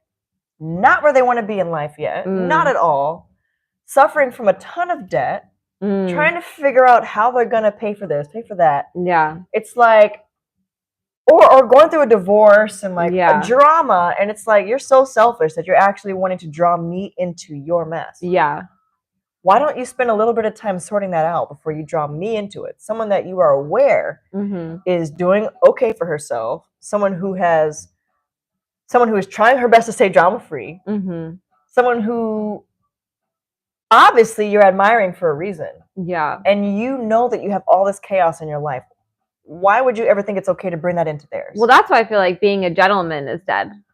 You know, chivalry is dead. Like, chivalry in this way of like, you know, it makes me think of men like back in the day. You know, they wouldn't get involved with the woman if their shit wasn't in order. Exactly. You know, they would leave her out of it, and then when they were ready, and like the whole time the woman's like pining, like, why can't he? But he's like getting his shit together. Yeah. And nowadays, I don't really. Now see it's that. Oh, she's beautiful. I want her in my life, and I want to destroy hers. But they're not even looking at it that way. You know, they just naturally do. And the problem is they might think they're a really good person. Like, I'm harmless. I mean well. Blah. But the things that are in their life might not be harmless. Yeah. And now it's your responsibility. And now it's something that's going to bring you down. So, like, why not get those things sorted out?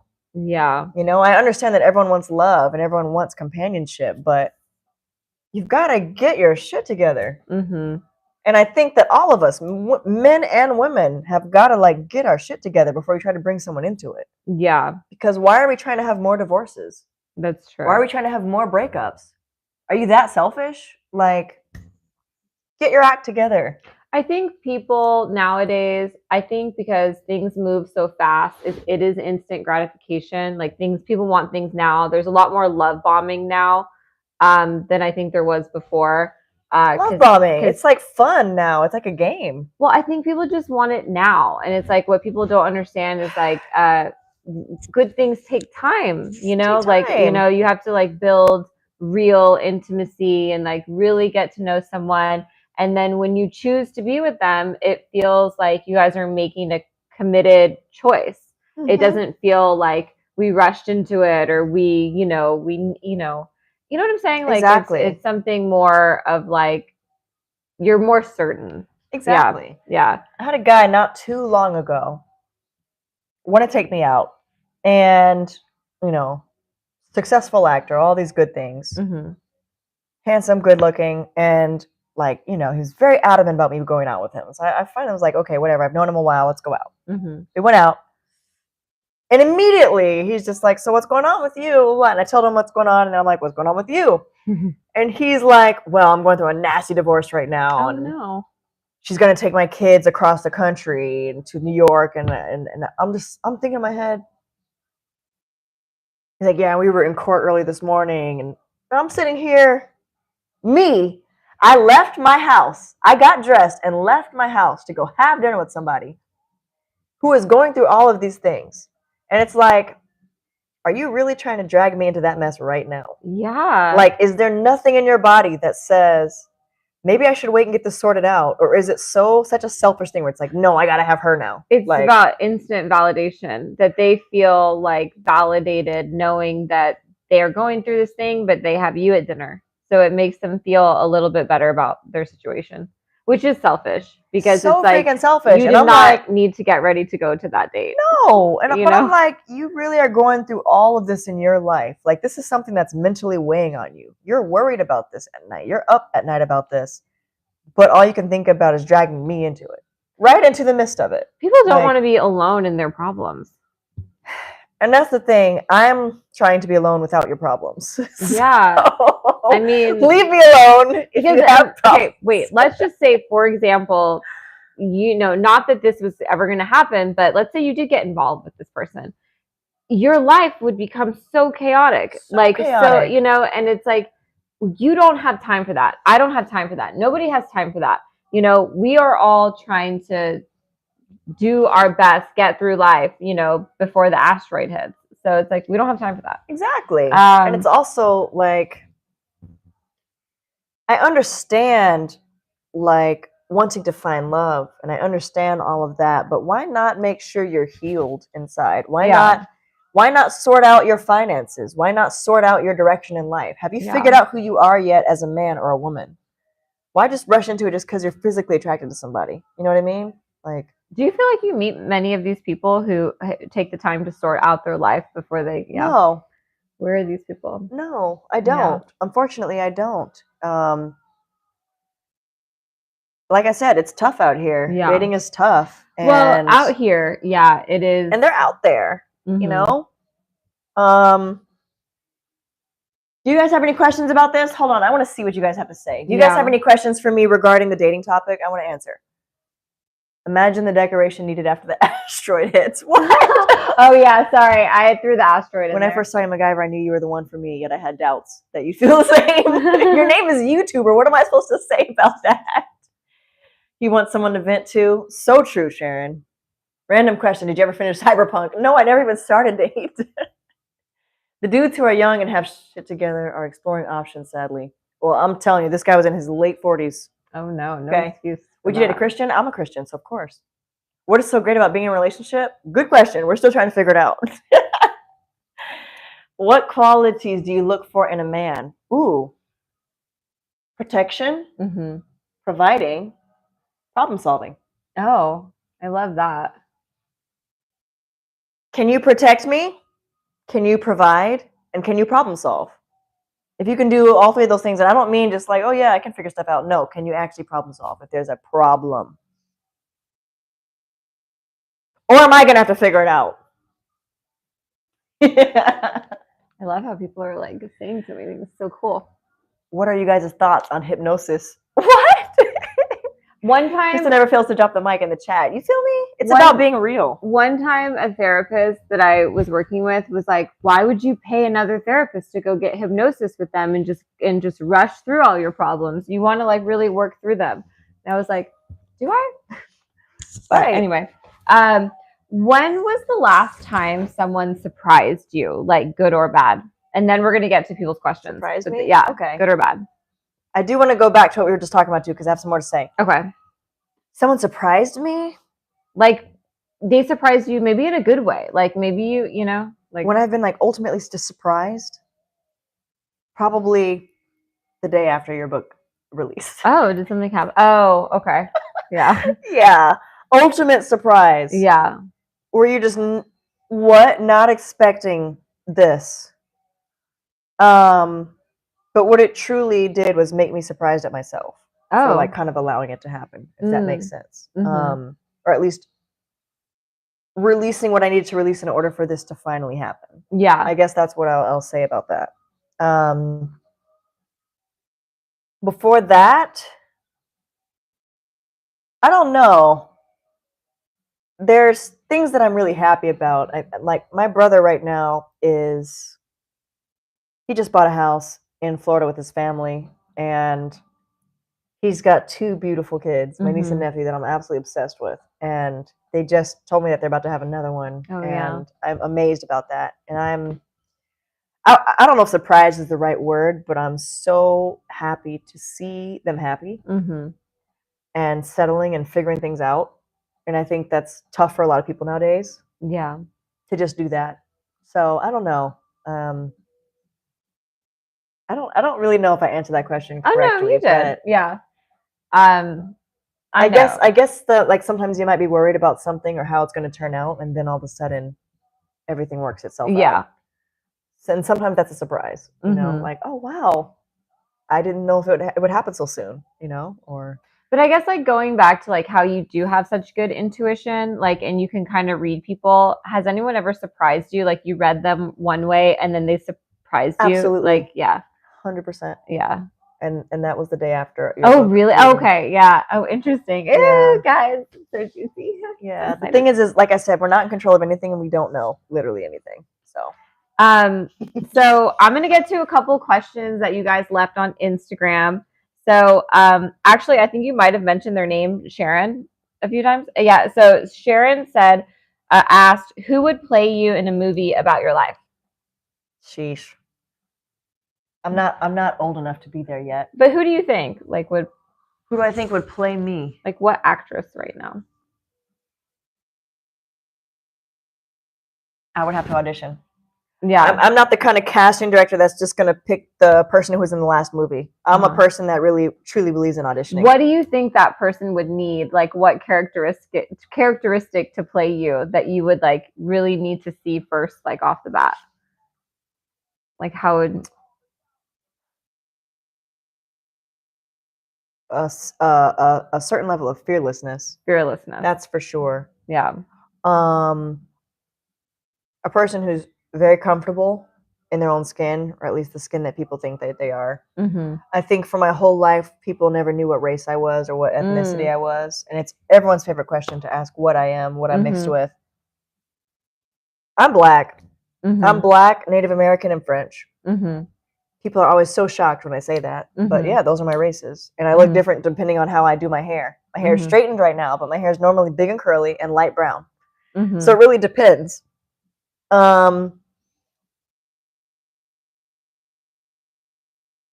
I don't know. I mean, my niece right now is like a tiny little version of me. Does she want to be an actress? She's only freaking 1. Oh. Right. But she's so me. Right when you started at 2. Exactly. So just give her 1 more year. But she's so me. It's like, oh wow. Am I looking at myself? But she's also like almost like a version of my grandmother as well. But I don't know. I want to go back to this because I do talk about this in my book, and I want to hear about it from you. Was race something like when you were doing acting that was a challenge, like for you? It was a little bit of a challenge. It's more now than it was then. Oh, interesting. Because I think when we were younger, they weren't so stuck on what race played what. It's kind of like if you were close enough skin tone, you could play that race. Yeah. And I used to fit into a lot of different roles. I used to fit into Black. I fit into white. I fit into Hispanic, Native American, all of these things. Mexican. I booked a lot of Mexican roles growing up. Oh, interesting. Now, I can't do that. They want you to be truly specific to the race that you are. Yeah. And you can't really define what I am, which sucks. Yeah. I used to want to be in certain projects growing up, and they wouldn't even bring me in. Oh, interesting. So it kind of just, now things have opened up. They're kind of open to ethnically ambiguous. When we get an audition, we'll see ethnically ambiguous. It doesn't matter. I fit into those boxes now, which is a lot better. And it's just about being yourself. Yeah. Just about being yourself. But growing up, if they specifically asked for a Mexican, you might want to channel that a little bit more. Yeah. But you just can't do those things. Yeah. Now, yeah. Like I remember, for example, I played a Mexican role and they gave me like dark lip liner. They changed my hair. They did this and that. They don't necessarily do those things anymore. So yeah, it really just depends. Yeah. Interesting. Sai Cyprin Francis said 2025 inspirations. Do you have any inspirations for 2025? Or like maybe aspirations for 2025 for this year? I do. I want to make up for all the lost time. Okay. I think my aspirations for 2025 is to make up for all the lost time. Do all the things that I've never done, like go on your trip to Rome. I think every year before this, I would have said, I can't make it, sorry. Yeah. But this year, I'm like, okay, let me put something aside for that trip. Yeah. You know? I'm actually already looking at what I'm going to wear. Oh my God. So I think everything in my body this year wants to take advantage of everything I used to say no to, like make time for it all. Yeah. And I think that's the thing. I think we spend so much time trying to just focus on one thing, put all of our eggs in this basket. And I think this year it's really about exhausting all of our avenues, but also making time for taking care of ourselves. Yeah. So everyone out there, if you're listening, which I hope you guys are, I hope we're not boring you. I know that times are hard, and times are hard for everybody right now. But this year, it really is important to take care of yourselves. Take care of yourself. If you need to go out and get privacy, if you need to sit in your car for a few hours and just listen to music, you truly need to do what it is to take care of your mental. If you know that you have to be at work tomorrow at 3 a.m. to go load stuff into Costco, it's truly important that you take time for yourself and do what you can to be healthy here and here. Because I think that we're just on autopilot at this point, trying to grind, trying to make it, and everything else is falling apart. You know what I mean? Relationships are falling apart. Marriages are falling apart. We're not spending enough time with your kids or your animals. Like, got to take care of ourselves. We got to spend a little bit less time trying to please everybody else and a little bit more time taking care of ourselves. Because it's hard out here. Yeah. It's not easy out here. Oh my God, the Costco parking lot is tough. Just go there. It's not. Yes. It's not easy out here. Yeah. So we got to take care of ourselves this year, guys. And I mean it. I mean, if it's listening to music in the shower for an hour, do that for yourself. You know, you just got to do it. I love how engaged you are, like with talking to your fans, because like these are questions now from your fans. And I just want to say, when you shared my story and stay out of the parking lot. Yeah, stay out of parking lots. When you shared my story and your fans started sending me the messages they wanted me to ask you, I was like, wow, like, you know, you have so many fans. So it's so interesting to like that now you have social, like these platforms to just talk to your fans. Like, it's so cool that this can happen. Yeah. So M. Lawson said LA or ATL. Asked which one. ATL for sure. Okay. You know what? Wait, circling back on taking care of yourself. Yeah. So I just showed her tonight. But listen, I've been taking boring showers for the last 34 years. But recently, I decided to get some freaking cheap lights on Amazon that are waterproof and put them in my shower. And now I shower with these beautiful lights. And like the main lights are off. I turn off the main lights. I have these beautiful lights in my shower. And I now like put my phone in the shower and I'm watching my favorite show as I'm in the shower. And now showers are so much fun. But I used to suffer through showers, guys. Like, it used to be so not a fun experience. You can literally change everything around you with just a little bit. Like, it doesn't take that much. You just got to do it. That's really true. I'm telling you, these lights cost like $12. You can do it and just change everything. It'll literally change how you go to work the next day. So I'm telling you, like, taking care of yourself, I mean it in the smallest of ways. If you want to drink a cup of tea before you go to work, like, you got to do it for yourself. Buy tea and drink it. Like, whatever it takes to just calm your energy and center yourself. Got to do it. It's important. I think that that's something that we get stuck in these patterns, and then we forget that we can change up our lives. Like, we can order the lights. We can. Somebody said, suddenly realizing we've all been taking boring showers. You guys, I've been taking boring showers for years. And then the worst thing is like, like I said, we sacrifice ourselves. So like, there's been times where I was in a relationship where like, I kind of like would let him have the better shower because I wanted him to have like the better experience, and I'll take the shower. Oh my God, you're so nice. And I'm like suffering in like the not so good shower just because I want him to have like the good shower. And it's like, what the heck am I doing? So now do you want the good shower? I have the good shower now. You know what I mean? That's all that it's matters. like, she has the good shower. But I also have the lights, and I put my phone in there. And it's like I used to just be like speed through it, and it doesn't have to be that way. Because like the shower is the one place where you kind of get like peace, and you get to take care of yourself, and you get to clean yourself, and kind of like wash the day off and decompress. My question is, did he even enjoy that good shower? Did he even know that it was the good shower? Was he even taking that time? He didn't enjoy it because there was so much going on in here. Yeah. It was still a miserable experience. Yeah. So no. And that's why I said it's so important to take care of ourselves. You know, work is always going to be there. The grind is always going to be there. But our health and our mental health is the most delicate thing that we have. Got to take care of it. So Andrew Willamy asked, what is recommended to... That's our amazing, Sharon. That's what I'm talking about. Self-care. What is recommended to honestly and genuinely navigating dating in 2025? He said it's tough to trust people. So what do you recommend to honestly and genuinely navigate dating? Time. Yeah. Got to take your time. Got to communicate. I mean, look, if you're worried about the time, then that person isn't for you. Mm-hmm. If that person is for you, it's not going to matter how much time passes. That person is for you. So you can't rush things. And I think honesty is huge as well. Yeah.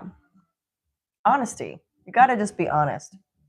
And it starts with being honest with yourself before you even start dating. To get yourself together, heal. You know, if you know that you've got a lot of chaos going on in life, but there's this beautiful person that you're... Take care of yourself first. If that person is meant for you, they will be there. Mm-hmm. When the time is right. But take care of yourself. Get your finances in order. Clear your debt. Get rid of the chaos in your life before you try to bring someone else into it. And if your goal is to have children, why would you want to start everything with a chaotic foundation? Yeah, that's true. So, I don't know. Everything just takes a little... It's going to take a little bit more time and patience. Mm-hmm. And I think that we need to do more of that.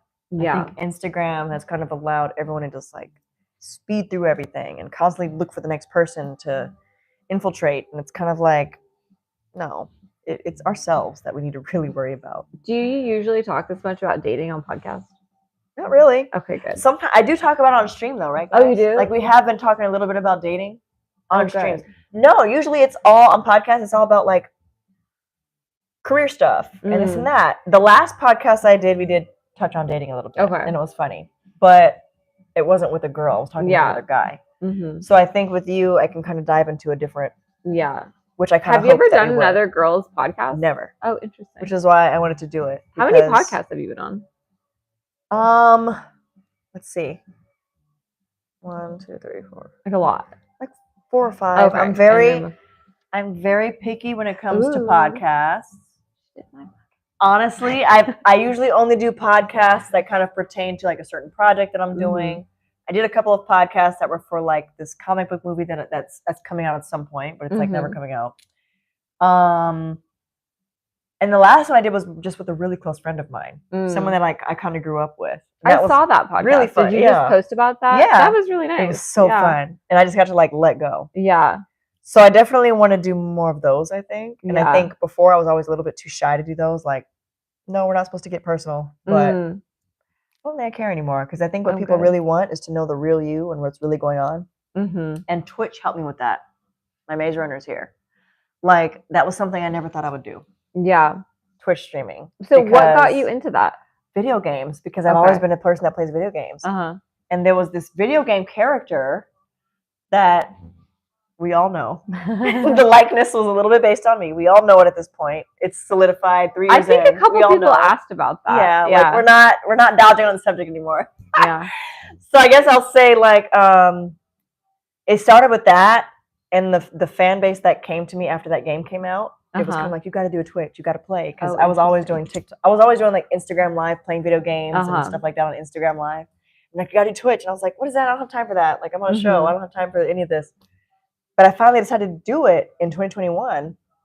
Sorry, I take that back. I put out a video in 2021 and like made everyone like talk about it. And it took me another 2 years to finally decide to do it, to take the plunge, which is in a whole different lane of my career. Yeah. And like going live and streaming every day, now people are seeing you all the time rather than just on that project when it comes out on TV. It was a little bit different for me, but so fast it became something that was fun because I love video games. Yeah. And then if people are talking to you live while you're playing it, that's kind of cool too. And like I said, it was different territory for me because usually we're not really advised to do things like that in this career. But it's become something that's fun. And you're so good at this. It's become something that's fun. You're so good at like interacting. Yeah, but it takes that. Like you have to engage. And I think that when you're an actor, you're usually given a script and you have to kind of stick to it. And you're never worried about who's watching. You're worried about your performance on set and the director saying cut and action. But when you start doing live streaming and stuff like this, now it's about bringing them into it because they're here to watch you. They're here to get to know you. Yeah. And it's kind of important to get to know you guys as well, which is like now, like I know people's names. I know what certain people look like. Like I know what kind of questions they're going to ask. I'm actually starting to get to know you guys, which I think is like a whole different lane of this career that I never expected to happen. So I appreciate you guys. Thank you for always tuning in. Thank you for always following my journey and supporting. And I love you guys. This is so cool. I feel like just getting to see And you're going to figure this out too, because I don't know if you guys know this, but this is her podcast. Like we're doing this at my house for this episode, but this is her podcast. She just came out with a book called Good Girl that she's written about like her life, her dating experiences and things like that. And it's all about her. And this is her podcast that she's starting now. So it's my very first guest. She's very special. I'm her very first guest, and we're kind of just like figuring this out. And eventually, you're gonna have your own set and your own things, and people are gonna be climbing to be on your show to talk about stuff like this. But I just love getting to know other women because it's like, you know, I wrote the book about my life, but now it's time for me to go talk to other women about their lives. You know, like that's the whole point. Is that everyone has an interesting story. And there's not enough of us out here doing it because this is my first like female interview. Oh, that's really interesting. I've had a couple, I think I've had maybe one female interview like on Entertainment Tonight at some point in the past. This is like my first female interview. They have always been men. And that's cool. We love you guys and everything. Yeah. But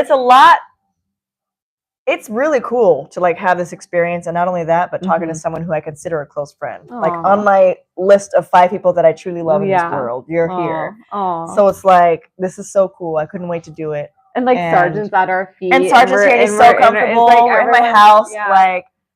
And the thing is I have a few people who like want me to do their podcast right now, and honestly, I've been just a little bit like overwhelmed with everything, but. When my girlfriend said that she wanted to do one, just like let's do it at your house, I was like, you know what? I think I can do that. I can make that work. Good. So I appreciate that, and this has been so much fun. Oh my God, I feel so honored to have you here because like this has been really interesting. Like, I mean, this whole conversation, and we're like getting to know each other more too. Yeah, and it's like, and that's the other thing is like I feel like with the book, it has opened up more of a dialogue between me and my friends. Oh yeah. So oh wait, somebody said the blonde lady is whew. Oh, I agree, man. I'm telling you, Bianca is not to be played with. I'm also single. And First lives. This explains the diary notebook.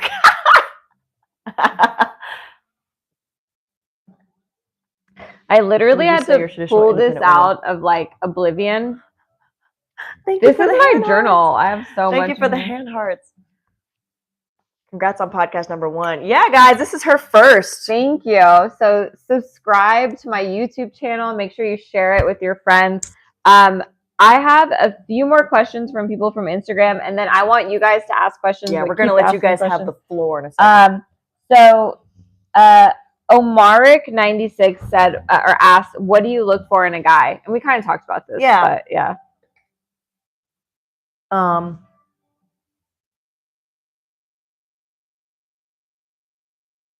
Protection, providing, ability to solve problems. What is the thing with the problem solving? there could be a big financial decision that needs to be made. Yeah. Or a dilemma or an actual issue. Are you going to be able to step up to the plate and figure it out, or do I have to figure it out? I feel like you're the type of person who could figure anything out, but I think it's nice to like take a break from like having to figure everything out. And I think that's what it is. Yeah. If you are going to come into a woman's life as a man, I think it's incredibly important for you to be that sort of sense of relief of her decision making. It is not for the woman to help you become a man. It's not for the woman to help you figure out who you are. It's not for the woman to help you figure out how to succeed in life. It's really not. If she chooses to do those things, that's great. But it's not her responsibility. I don't know. I think things have kind of gotten skewed over the last 10 or 15 years. And now it's become more of a thing where men are expecting 50-50. Or they're expecting this and that. And I get that in some cases to a certain extent, but if you come into a woman's life expecting that, I think that's where you go wrong, you know? Yeah. If you're coming into a life expecting her to pay half, expecting this and that, she didn't ask for that. She didn't ask for any of those responsibilities. So unless you're coming into her life and are able to actually make her life better, leave her alone. If you know that you are not actually prepared to make her life better, to make her living situation better, to make her mental health better, stay away. Wait and work on yourself a little bit. And it's the same for women. But truly, I don't know. When it comes to being a man, it's important that you are able to protect, provide, and problem solve. That way, when you guys have children, and there's 3 little tiny versions of you running around, it's not the mom that has to figure out those things on top of feeding and taking care of the children and putting them to bed. It's like she needs you to take that load of like, what are we going to do if there's a financial issue? Or if there's a natural disaster, where are we going to go? Yeah. You know what I mean? Like, it can't be the woman that has to figure out those things on top of taking care of your children. So I think the thing is like, if you truly want to come into a woman's life and you want her to be the mother of your children, to carry on your legacy, have a legacy to uphold.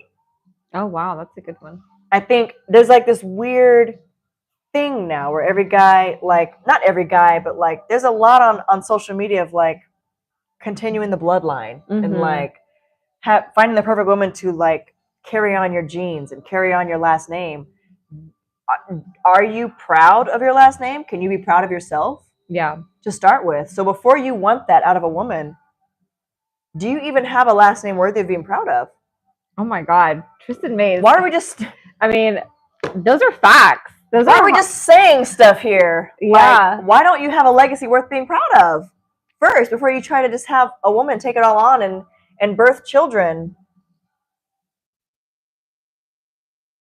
It's really interesting. I've never heard anyone put it that way, but it's so true. Yeah. You want a woman to carry on your legacy and birth your children? Have a legacy.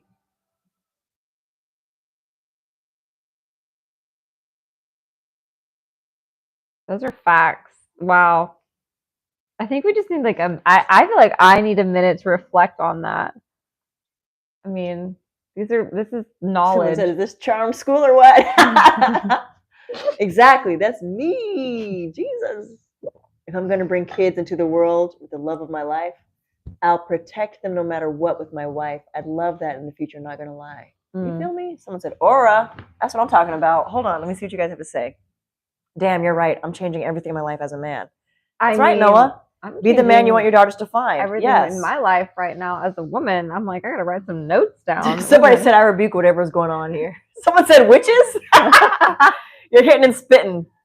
Look, I'm just saying this because, like I said, there's a lot of guys on Instagram now with like these pages, and the certain energy and tone they're trying to put off is like the bloodline. Everything's about the bloodline as if we're like back in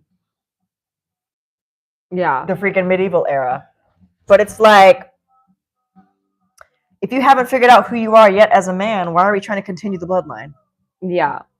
I think that's a very solid point. Like, you know, as far as even just like before you have kids, like, you know, what kind of father are you going to be? How are you going to pass down yourself to this other child who's then going to pass down that, you know, like, so I think this is a very important topic. Yeah. If you're, I mean, listen, everyone's going through things, and it's important to get our health in order, whether it's going to therapy, whether it's doing whatever you can to help yourself, whether it's rehab, whatever it is. But why bring a child into that? Yeah. If you have not yet figured out how to pay rent next month, which is important and something a lot of people struggle with, why bring a child into the world? Yeah. Intentionally. You know what I mean? It's not time. Yeah. It's just not time. I mean, this is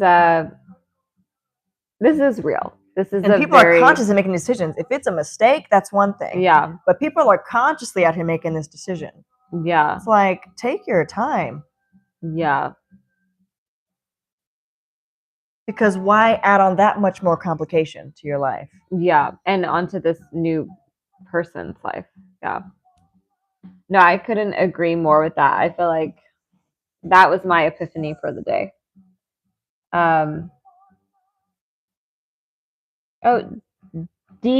Derek 247 said or asked, what is a guilty pleasure of yours? I'm kind of interested in knowing what that is too. You feel me, user something? He said, man, I'm broke. Why would I work so hard to acquire money just to give it away? That's what I'm saying. Spend that time taking care of yourself so that when you get what you need to do, then you can bring somebody in and provide and help, you know? Take care of yourself. I feel like this is like a whole new side. I mean, I love this. So, am I saying too much? No. I just feel like we don't say enough these days, and it's like everything's chaotic and everyone's divorcing and everyone's breaking up. But I think that's the truth. Yeah. I think that is the hard truth. I know it firsthand. Yeah. I'm not just speaking out of nowhere here. Like, I know it firsthand. So, yeah. I'm speaking from experience. I'm still lost in thought right now. So Derek 247, what is a guilty pleasure of yours? Hi, Sarge. A guilty pleasure.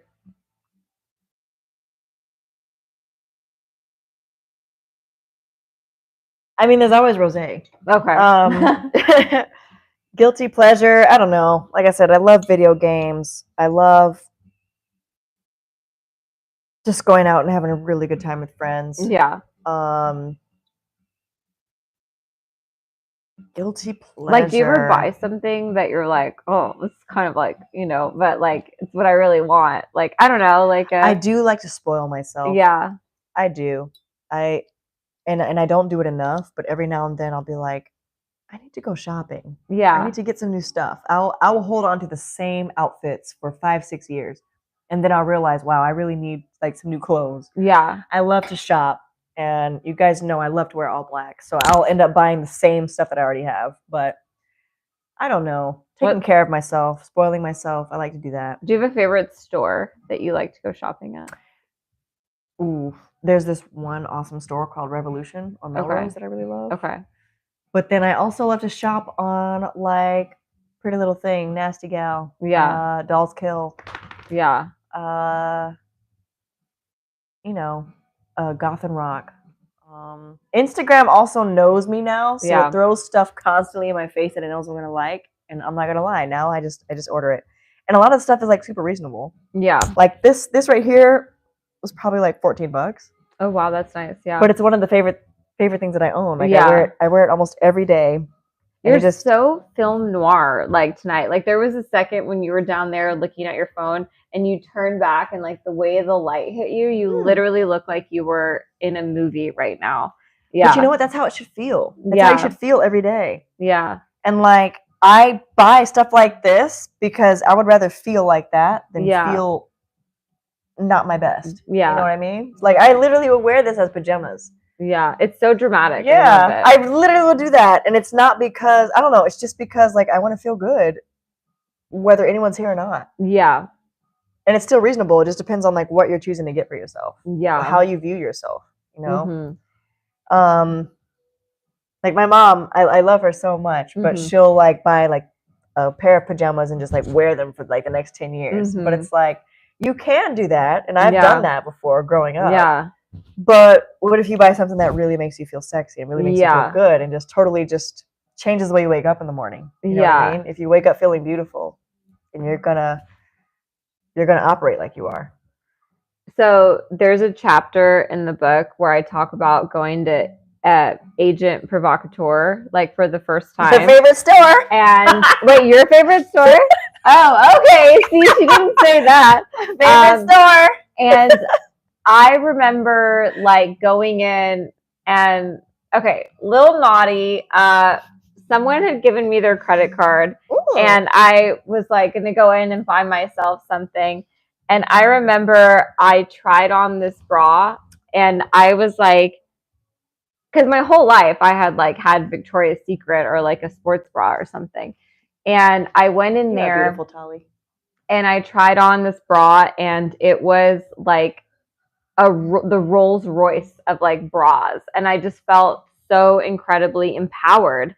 And I don't know, it's interesting. It's interesting. Like sometimes we just need to have those moments of where we just feel like, I think that chapter is called Sex Goddess, where you just feel like this. I cannot wait, guys. By the way, I'm also the worst friend ever because I have not read her book yet. No, it's totally fine. Like the thing is, like it's been 2 weeks and I still have not read her book yet. I totally get it because like I will get a book and I will not read it right away. Like you have to. You'll know when the time is right. I'm ready for it. Yeah, I'm so ready for it. Like, I just gotta do it. Yeah, I totally get it. So it's like, but again, like, yeah, like talking about something that makes you just feel so special. I don't know. There's just something about women. Like, I feel like we don't like treat ourselves enough.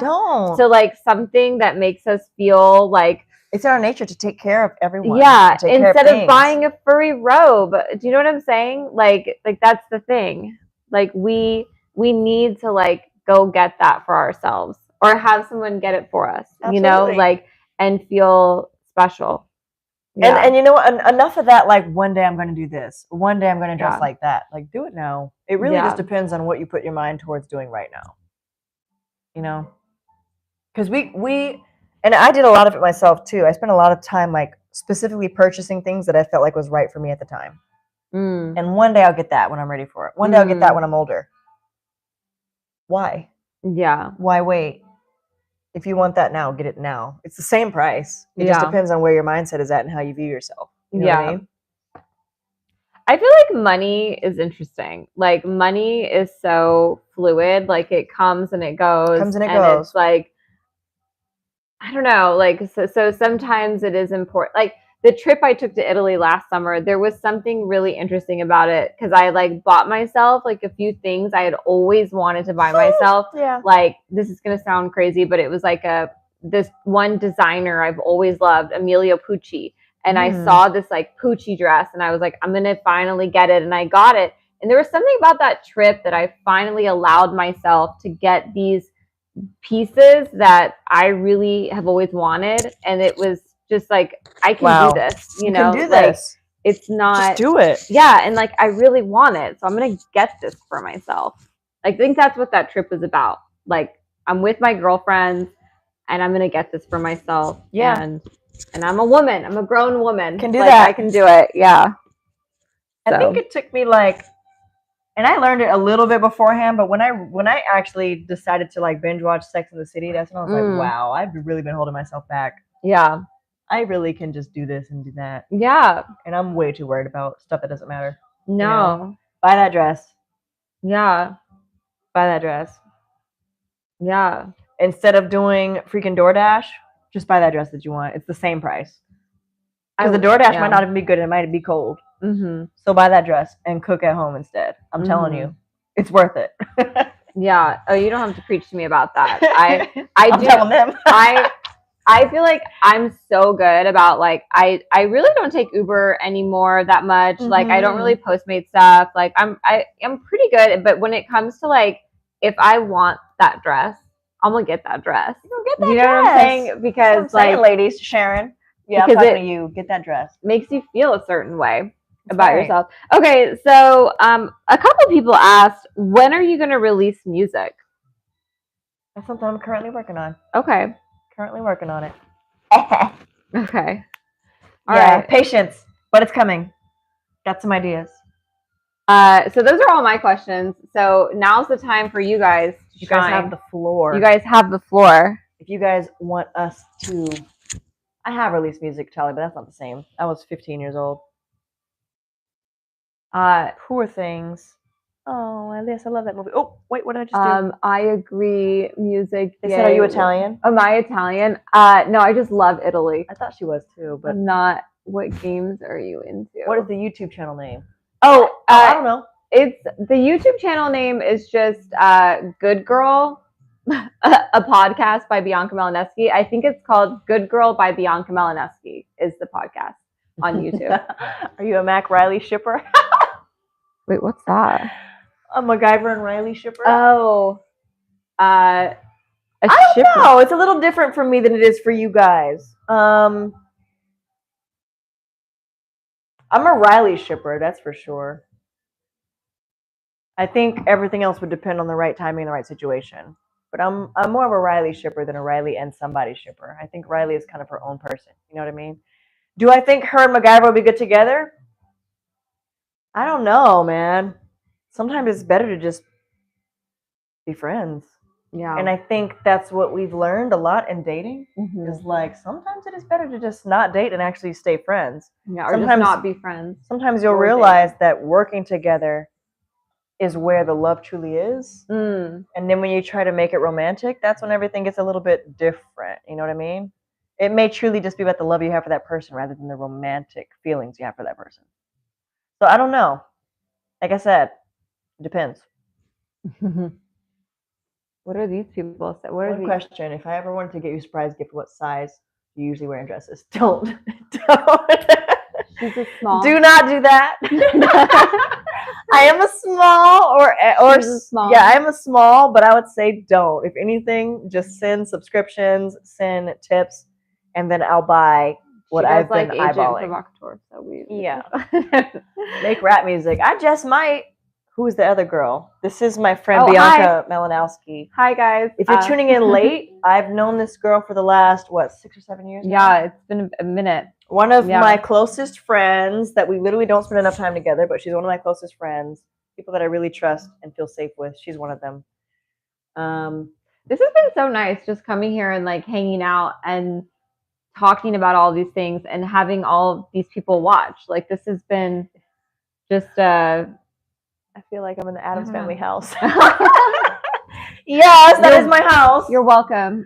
What's the youngest you date? The youngest? 27. Oh, wow. That's the youngest. How did your friendship with each other start? We met on set. Oops. Yeah.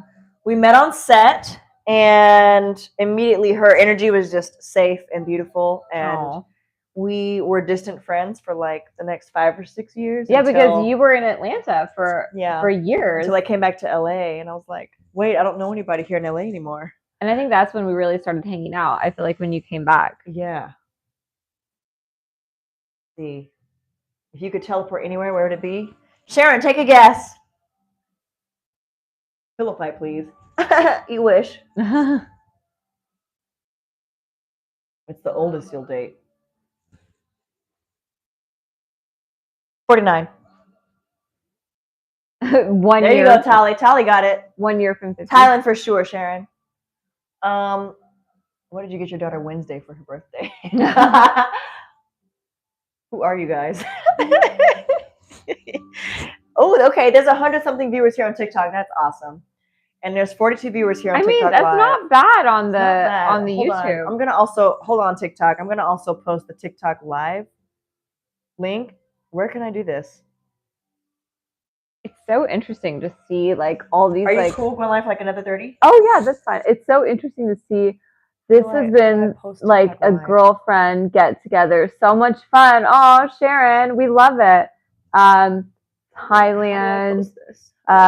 Right on target, baby. I see you're done your homework, young lady. Sorry, I'm late, guys. We're gonna post a TikTok live link. Let's get married. Here we go. I got it. I found it. Is that your daughter behind you? Yes, that's me. Me. Copy link. Okay, hold on. Hold on, TikTok. Hold on. I'm going to post this on Instagram really quick. 1 second. There's so many moving parts of like social media. Hold on, let's take a picture real quick.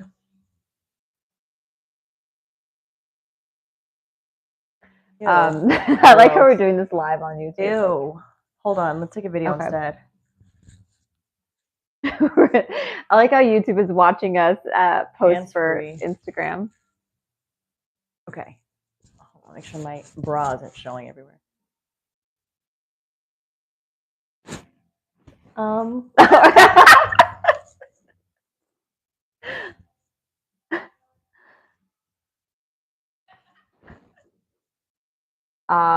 Show us that beautiful. That's what I'm posting.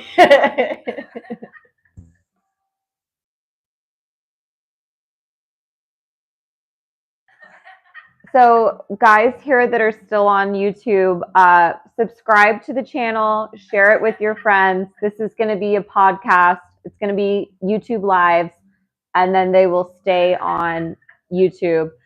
Tristan's my first guest. I'm going to have a lot of other people. So make sure you're subscribing. And it's been really fun, honestly. And we're going to answer some more of your questions. So hang tight. By the way, what do you think about Tristin? How do you feel with her? Tell us a funny story of hers. So I love Tristin. I think she's so kind, genuine, such a go-getter, so creative, by the way. Like, this is her place. Like, I mean, the creativity, and such a businesswoman too, like very inspiring. I feel really grateful to have her as a friend of mine. I'm trying to think of like a funny story. One time I met her for a hike and she told me to meet her somewhere, and then I ended up at NASA, and I had to turn around, and I was like, okay, I got to drive in. And they were like, ma'am, turn around. And I was like, I'm just trying to turn around. But I got kicked out of NASA to meet her for a hike one time. NASA. Yeah. So that's how legit it is. Yeah. I got to pee. Yeah, it goes back to NASA. Entertain the guests. Oh my God. Okay, guys, I'm going to try and entertain you. You're going to hear me pee because the microphone is still on. Okay. So you are both adorable. Aw, Sharon, thank you so much. I subscribe for sure. Thank you, Savannah. Yeah. So hopefully this is going to be like a weekly podcast. Maybe every Wednesday at 7:30. Let's see if that works out. All that drank, hun. So hopefully it'll be a weekly podcast. I'm going to have other actresses, writers, artists, directors, different people. I'm based in LA, so I might go to New York like in a month and do some stuff with people in New York. But weekly, I'll definitely tune in. Seems like it'll be fun. Thank you. Yeah. And also, I wrote a book. So this is all because I wrote a book. It's available on Amazon. It's called Good Girl. And it's about my life as an actress in Hollywood. I grew up in Texas, dating. So if it's kind of like my version of Sex and the City, but based in Los Angeles. So that link is down below. So you'll see that. The book is available on Amazon. So check it out, buy it, read it.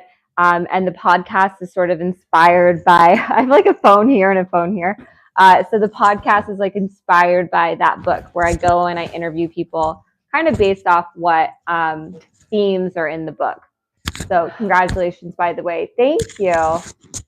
Because thank you. Yes, it's so nice to support fellow artists in their journeys, because it's not easy, going out there and being creative and sharing your story and getting it out there.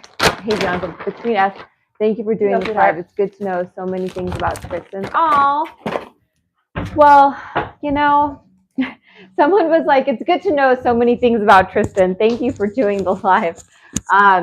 But I feel like this has been so much fun. It's fun, right? Yeah. Sharon said that it's like a couple girlfriends getting together and talking. I think that's why I was so excited to do it, Sharon. Yeah. Because it's not often that I get to do that. And usually when I do podcasts, it's usually like a guy or some man I don't know. Yeah. Which is always still great, but getting to sit down and talk with one of your best girlfriends is like, yeah, it's pretty special, honestly. Like, be a lot more vulnerable, be a lot more honest. And it's also nice just to hang out like in your place, but also like have a deep conversation. Yeah. Yeah. Let's see what we got. Yeah. Let's see what we got. Rather brave to put your story out there. Very commendable. Yes. Oh, thank you. Let's see what we got on TikTok. This has been the most revealing podcast that I've seen you on yet. Oh boy. Ooh. Which is really saying something. That was my goal. No. I do like the vibe between ladies for a change. You're right, Tristin. I bet Tristin comes back with snacks. Wait, do you normally come back with snacks? Yeah. Would you ever come to Florida for a book tour? Absolutely. A book? Oh, she's talking about you. Yes, I would love to come to other states and talk about the book. So do a book club with your friends, your family, and I'll come and we'll talk about the book together. So Bianca, somebody had nerve to say, I love you guys. I need a date from both of you. Oh, wow. That's just greedy. Bianca, are you single by choice? Yes. I mean, I don't know if there's another. Trizio, how am I supposed to provide if I'm broke? I'm 25. Don't try to. Take care of yourself. Work on your goals. And that's another subject I want to touch on. Remind me to come back to that. What kind of necklace do you like to wear, Tristin? Don't try to buy me any gifts, tacos. You've already done so much. You edit my videos. What kind of necklace do you like to wear? You.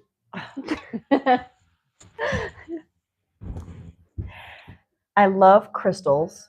Oh yeah, not gonna lie. Crystals, yeah. I really do like crystals. I love things that are unique. Like, for example, I have a necklace that I wear that has a wasp inside of it. Oh, interesting.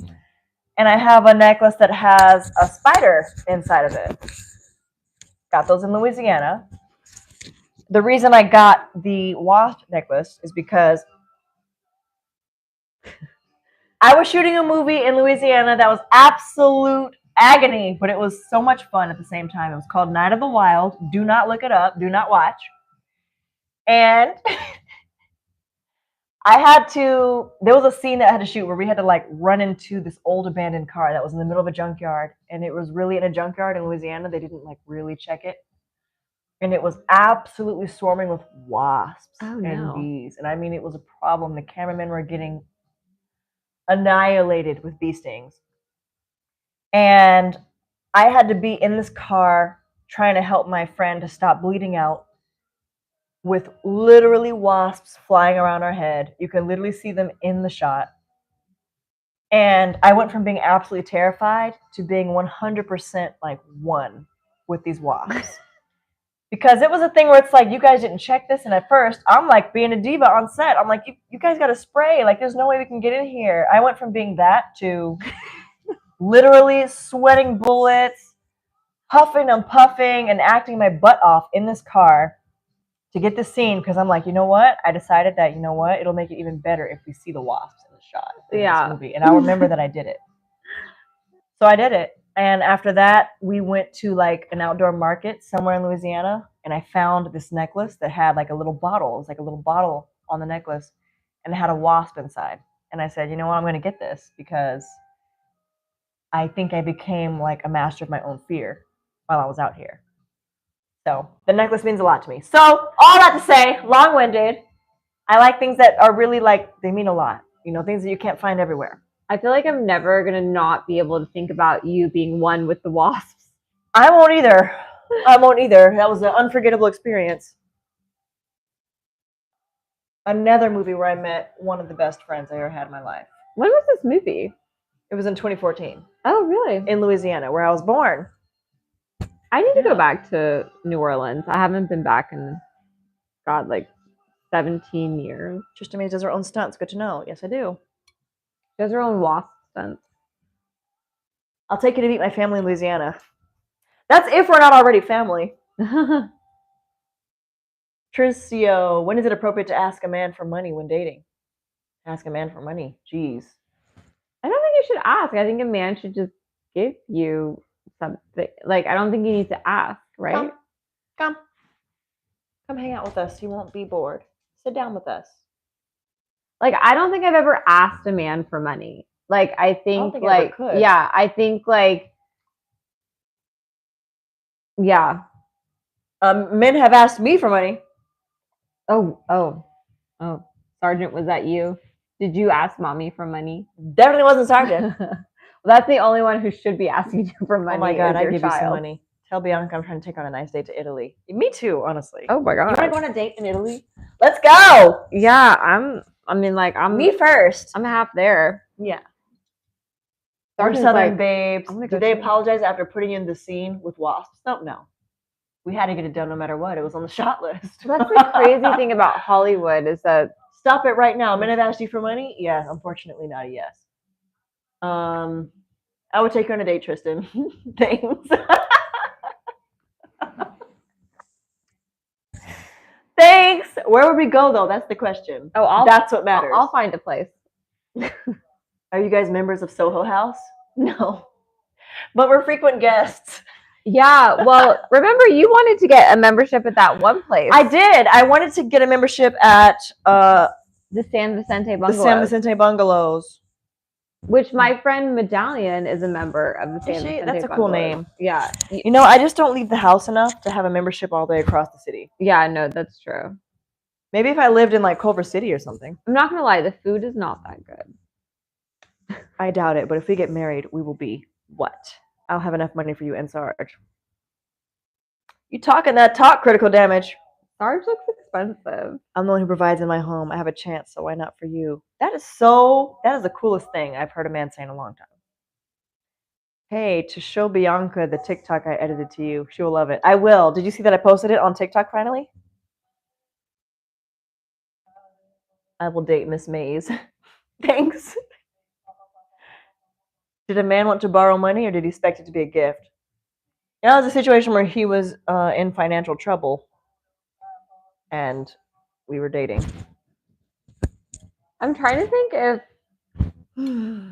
I don't think a man has ever asked me for money. I mean, there was like certain guys that I would go 50-50 with. Like there was one guy I dated who I knew how much he made because he was my manager. And so we did split everything 50-50. Yeah. He's chapter 1 of the book. Chapter 1, man. Yeah. You know what? So if you were in financial trouble, did you ask him? No. I don't think I've ever asked anyone for money. You know what I think, Tali? I think if you spend money on each other, that's because it's a willing thing and it's because something you want to do out of your heart. I don't think it's good. I don't think it's necessarily good if you are a man and you expect the woman to help provide. You expect it. You know what I mean? If she offers to do it, that's one thing that's different. But if you expect it, that's when things can get tricky. Yeah. I mean, I haven't even asked my parents for money. Like, I've never. Especially if you're not married. That's insane. Right? Because we're trying not to put more on them. I mean, I think like most people could like go figure it out, you know, like go get a job, like doing something, you know what I'm saying?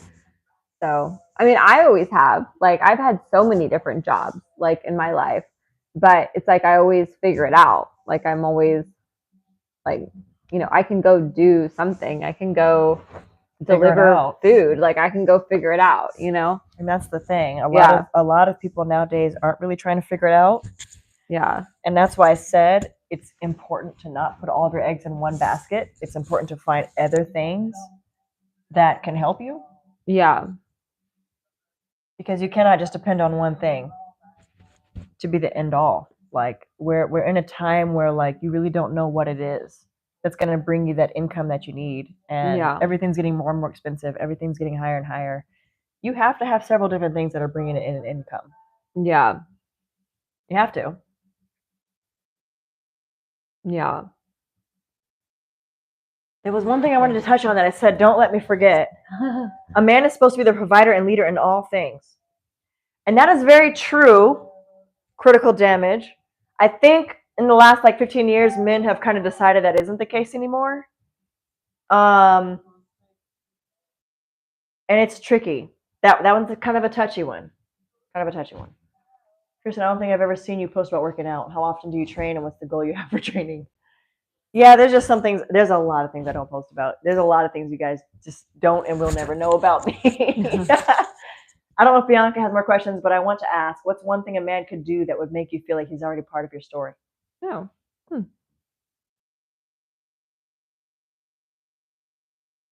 That's a beautiful question. Oh, wait. What's one thing a man could do that would make you feel like he's already a part of your story?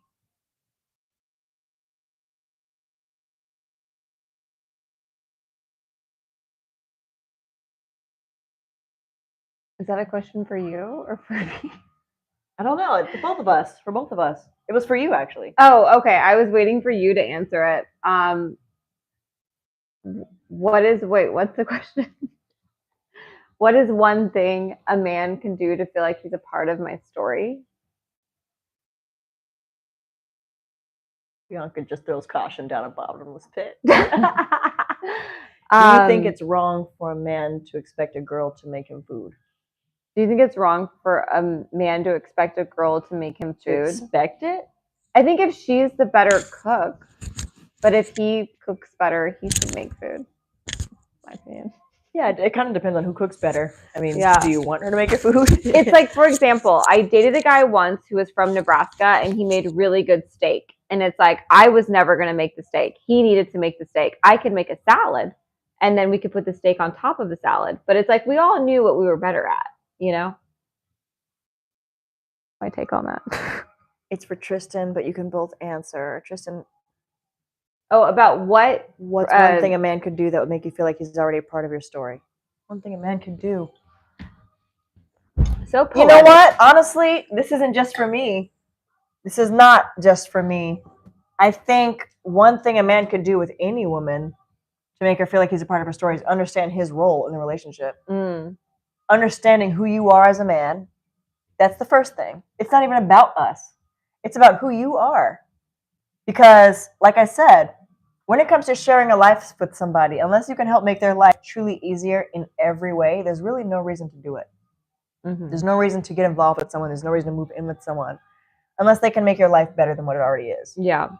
And I think that's what it is. If you are observing a certain woman and you know what you could actually bring to the table, besides just being nice, because I think that's the problem.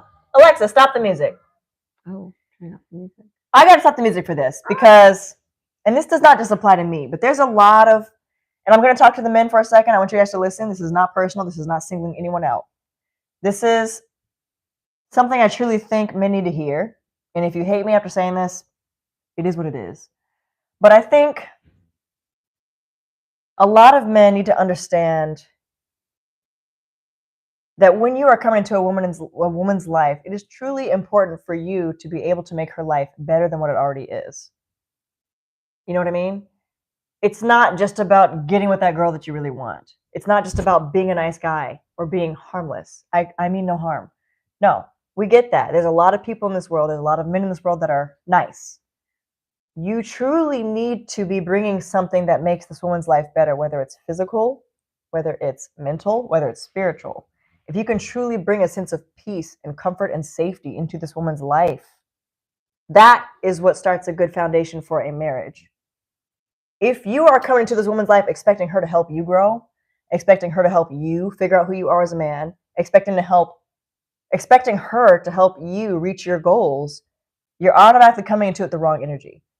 Coming into it expecting her to help you pay 50-50. Those are all the wrong things to go into a relationship thinking. It just is. It just is. And I feel like over the last 10 or 15 years, and I keep saying that, I feel like it's become very normal for that to kind of be like what everyone's expecting coming to a relationship. Like, we can pull her resources and I can do this. She knows this person, so she can help me with my goal and do this. Like, no. Her job is really to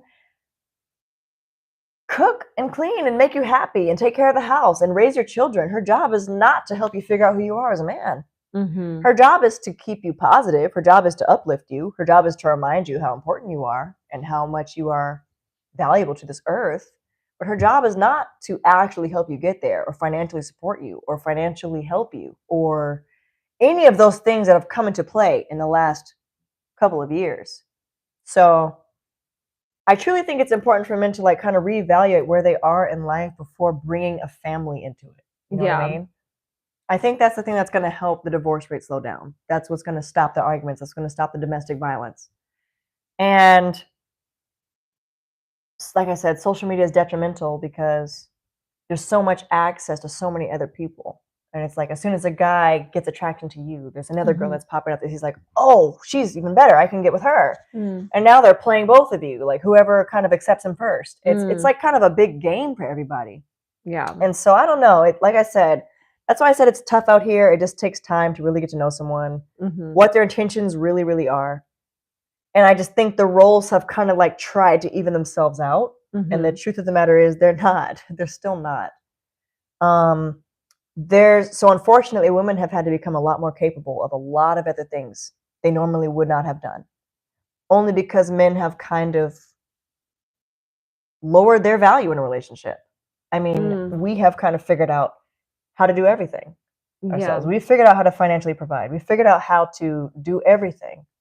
And now it's kind of coming to a point where women are kind of deciding that they don't want to be with men anymore. They just want to do it on their own. You know, we're better off without them. And that's because there's a bigger percentage of men now who are no longer like actually providing, protecting, and problem solving. It's kind of becoming the woman's responsibility to do it all. He just goes out and does his job and comes home. But no, it takes a lot more than that. It takes a lot more than that. And it doesn't matter if you're a nice guy. It doesn't matter if you're just faithful and only about her. You have to legitimately be able to make their life better. Otherwise, just don't do it. Just wait. Just keep growing. You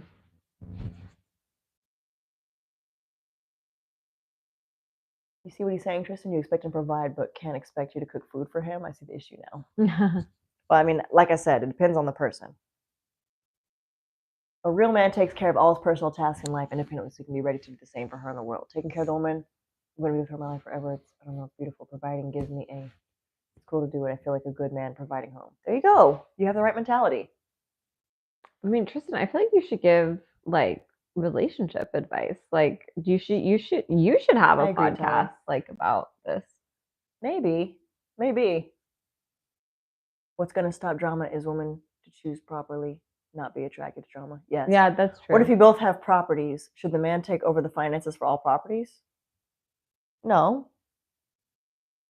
But he definitely shouldn't expect you to help him with his properties. Someone said, calm down.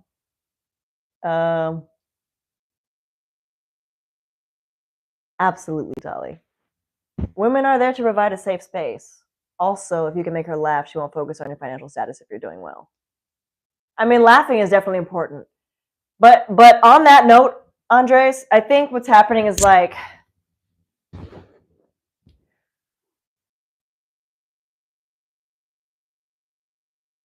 I need to think on this one for a second before I say it out loud. But I think it's like, there's a couple things. There's a couple of like reels that I'll see on Instagram. And it'll be like, if she leaves you while you're at your lowest, she's not the one for you. And it's kind of like a negative thing that like, obviously someone who dealt with that posted and think it's relatable for everybody. I don't think that's necessarily the case.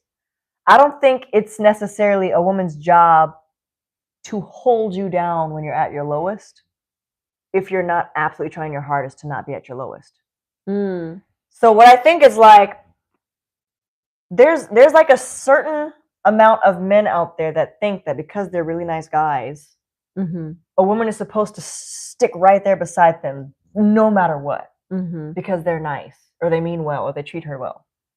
No, and this is specifically because of like certain reels that I've seen that kind of pertain to the subject. It's almost like there's some men that believe that no matter what's going on, as long as they're nice and treat her right, she's supposed to like hold him down no matter what. But it's also like this. A woman is not obligated to hold you down unless you are holding yourself down. You know what I mean? If this woman is confident that you're capable of reaching that goal, if you are making decisions that show, oh, I don't even have to worry about him because he's going to get there, you know, I can financially support him right now because he's going to get there. That's totally different. But if you're the type of man that like is showing that you cannot make it to your appointments on time, you cannot reach your deadlines on time over and over and over again, you're not really trying to get your mental health in check. You're not absolutely taking advantage of all the opportunities that come your way. If you're not doing those things, then no, the woman does not have to be obligated to hold you down just because you're a nice guy. If you're showing that you might not actually reach that goal, that's what's going to make the woman leave. And there's the difference. There's some guys out there that truly is like, he might have zero money in his bank account, but he's going to be this. And there's no doubt about it. Like his tenacity, his work ethic, the mindset that he has towards taking advantage of opportunities. He's meeting his deadlines. He's on it. It's like any day now he's going to get there and I'm not even worried about it. Yeah. But then there are some men out there where it's like every decision you make is just putting you deeper and deeper in the hole. Every little thing can literally send you down a mental health spiral where you can't even feed yourself, which means you cannot protect and provide. So if we had a child, it would be 100% on the woman. There's a lot of things out there that show that you're not necessarily worthy of a woman sticking beside you. So I think like no matter where you are in life, if you're trying to still reach your goal, there's a certain level of like real trust that this woman has to have that you're going to get there if you expect her to stick beside you. And I think that's kind of like an unrealistic expectation that's just been kind of like the line has been blurred. You know what I mean? And I'm only saying that because I've seen like there's a lot of like reels and things on Instagram that's like if she didn't stick beside you at your lowest, she's not the one for you, bro. And then like all the comments are just like these angry, bitter comments. But I'm like, is your mental health in check? Have you even tried? Are you actually getting up and actively looking for jobs every day? Or are you like not even able to feed yourself and she's having to make sure you eat every day all day while she's taking care of your child and like all of these things? And now like when she leaves you, you're like, you left me at my lowest and now I have money. Do you really, is it really worthy of like throwing that in your face now when you weren't worthy of sticking beside? And I think it just kind of makes me a little bit upset sometimes when I see these because like there's guys who will like be single and then they'll start succeeding and like do these things. And they're like, look at me now. I bet you're wishing but this and that. And it's like, no, because you wasted years of her life not even trying. And it wasn't until you lost her that you realized you had nothing to fall back on now. You know what I mean? So there's that. To me, all a woman needs to do is love her significant other no matter what they go through. Only uplifting and inspiring them, yet helping them isn't always needed. And like I said, critical damage, that's if you're worthy of that help and support. You know what I mean? We had a hard discussion about loyalty and cheating. I don't know how we could pull that knowing I was in his wedding party celebrating. And 3 years later, he does that. She's spitting facts. So interesting to see people getting involved in the conversation, like in this way. Like, I broke up with her because she deserved better. That's freaking huge. Oh, wow. Yeah. That's freaking huge and so honorable and respectable. I guess that's fine. If that guy ever levels up, though, I don't think girls should spin back. And there it is, too. Like, you gave her that side of you, and nothing made you want to give her a different side until she left you. You don't really deserve a second chance. You have to kind of start up with someone else. Wow. A life partner should be an asset instead of a liability. So I get you. There you go. A life partner should be an asset. There's no reason to waste 5 years of a young 20-year-old woman's life if you're still trying to figure out who you are as a man. You know what I mean? And she's still trying to figure herself out too. You girls look sleepy. Do we? Everything she's saying is true. Level up, fellas.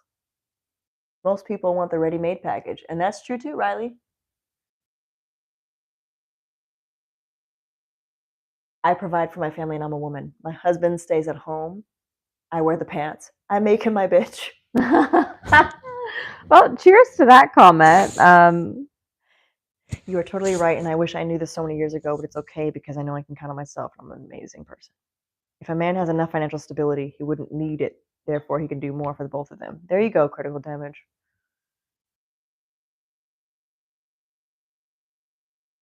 You can't provide for yourself. You can't provide for her.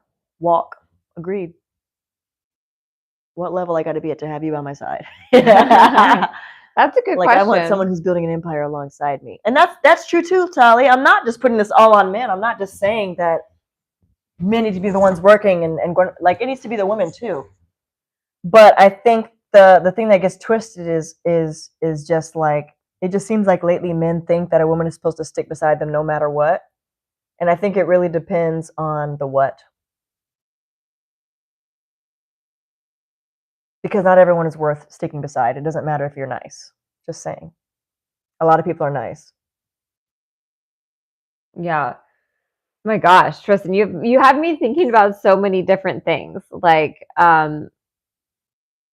yeah, like this has been really empowering for me to hear you speak about this, like with such conviction, because I think that it's important for women to take this stuff seriously, because I think the hard part is, I don't know, like me, like I think sometimes like in my past, I've been so wishy-washy about my feelings. And it's so important when you get to a place where you're so confident and you're speaking with conviction that there's no swaying you, and I think that that's a place that it's really empowering to see like a woman when she's speaking with such conviction about something. Yeah.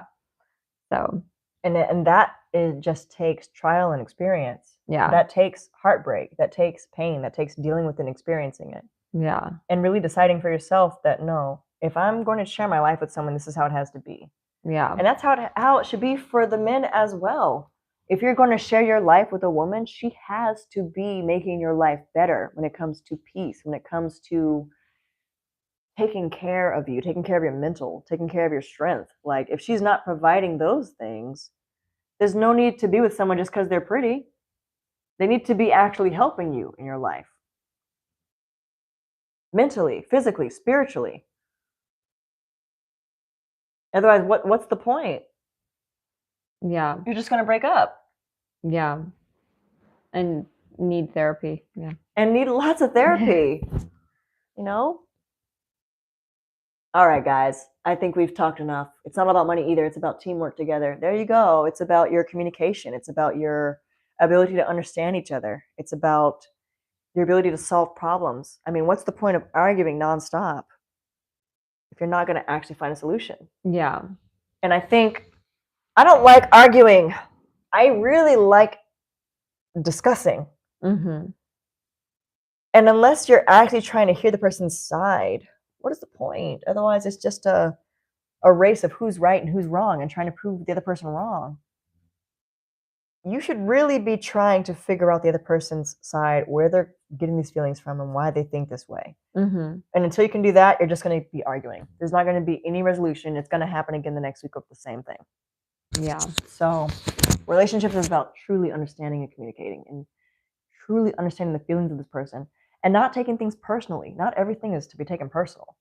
If someone is lashing out at you, it might not be because of something you did. It's because of what they may be going through at work, what they may be dealing with, the assignment that they have coming up that they're nervous about. Communicate. Take a breath. And like I said, I'm only saying this because of experience. And I just think that it's really time for us all to like protect ourselves in so many ways. And especially when thinking about relationships and bringing people into our lives, thinking about raising children. We have to protect ourselves. We have to protect our mental health. And we have to get our shit together. That's all I'm going to say. Should a woman stay with a man who's abusive? I think you know the answer to that question, Sharon. Absolutely not. Ever. You should never take your anger out on anyone else for our problems in life. And sometimes it just happens. Sometimes they're going to make mistakes. It's about how you resolve those mistakes. All right, guys. I think we've talked enough. Yeah, I mean, we can keep going. This has been there. You go, Lucidus. Such amazing food for thought. Like I came in with the question, but now I feel like I need to go home and like reevaluate my own like stuff like after this, which is like this is what this is about. Like this is about women talking with other women, talking with other men and women, like about these real topics. I mean, we could talk about relationships all night long. So Tristin, thank you so much for inviting me into your home, sharing with me, sharing with everyone, like communicating with everyone. It's honestly been really nice to see you engage with everyone, like on such a personal level. Like that's such a gift that you guys have, like with each other. Like that's so nice. So thank you to all of Tristin's fans. Like this has been really incredible to see this in real time, and to see this love and community is so special. So yeah, like thank you so much. Well, thank you for having me. Oh my God. Congratulations on Good Girl. Thank you. Guys, the link is going to be on her page. She released a book for anyone who's new, for anyone who just tuned in. She released a book called Good Girl. It's a memoir about her life and about her experiences in the city and experiences in dating and just experiences as a woman as a whole. And she's also a comedian. She's incredibly funny. If any of you guys are in LA, please follow Bianca and be sure to show up to one of her comedy sets at either the Comedy Store or the Kookaburra Lounge or the Ice House. Yes, she's always doing stand-up. It's super funny, it's super different and unique because she's very relatable. She's not just trying to find the corniest joke, but she's actually trying to hit home with things. So be sure to support Bianca. Buy her book on Amazon. It's on Amazon now. Yeah, right now. If you're a woman and you want a little bit of advice or want to see some of experiences in dating, her book is the one to get. Also, if you're a man, because I was talking to my therapist about this today, I have been shocked by the number of men who have messaged me saying they've read my book. Are you serious? Yes. And so men and women, because I was asking my therapist today, I was like, why do all these men, like, I did not write this for men, I wrote it for women. So why are all these men messaging me? And she was like, well, because men want to know what women think about them. Yeah. You know, men want to know like what's going through a woman's mind, like when she's on a date with them. And I tell you, the whole book is what's going through my mind when I meet someone, man or woman. I would highly recommend getting her book over watching Sex and the City when it comes to that, if you're a man. Yeah. That's a TV show. This is real. Okay. So yeah, the link is below on the YouTube channel, but it's called Good Girl. It's on Amazon. It's available right now. So guys, this has been amazing. I feel like we're going to have to come back and do this again. Anytime. Yeah. I'm around. I'll be here. I love you guys so much. Everybody on YouTube, we are signing off. Bye, guys. Be sure to keep leaving comments, like and subscribe if you guys are still here.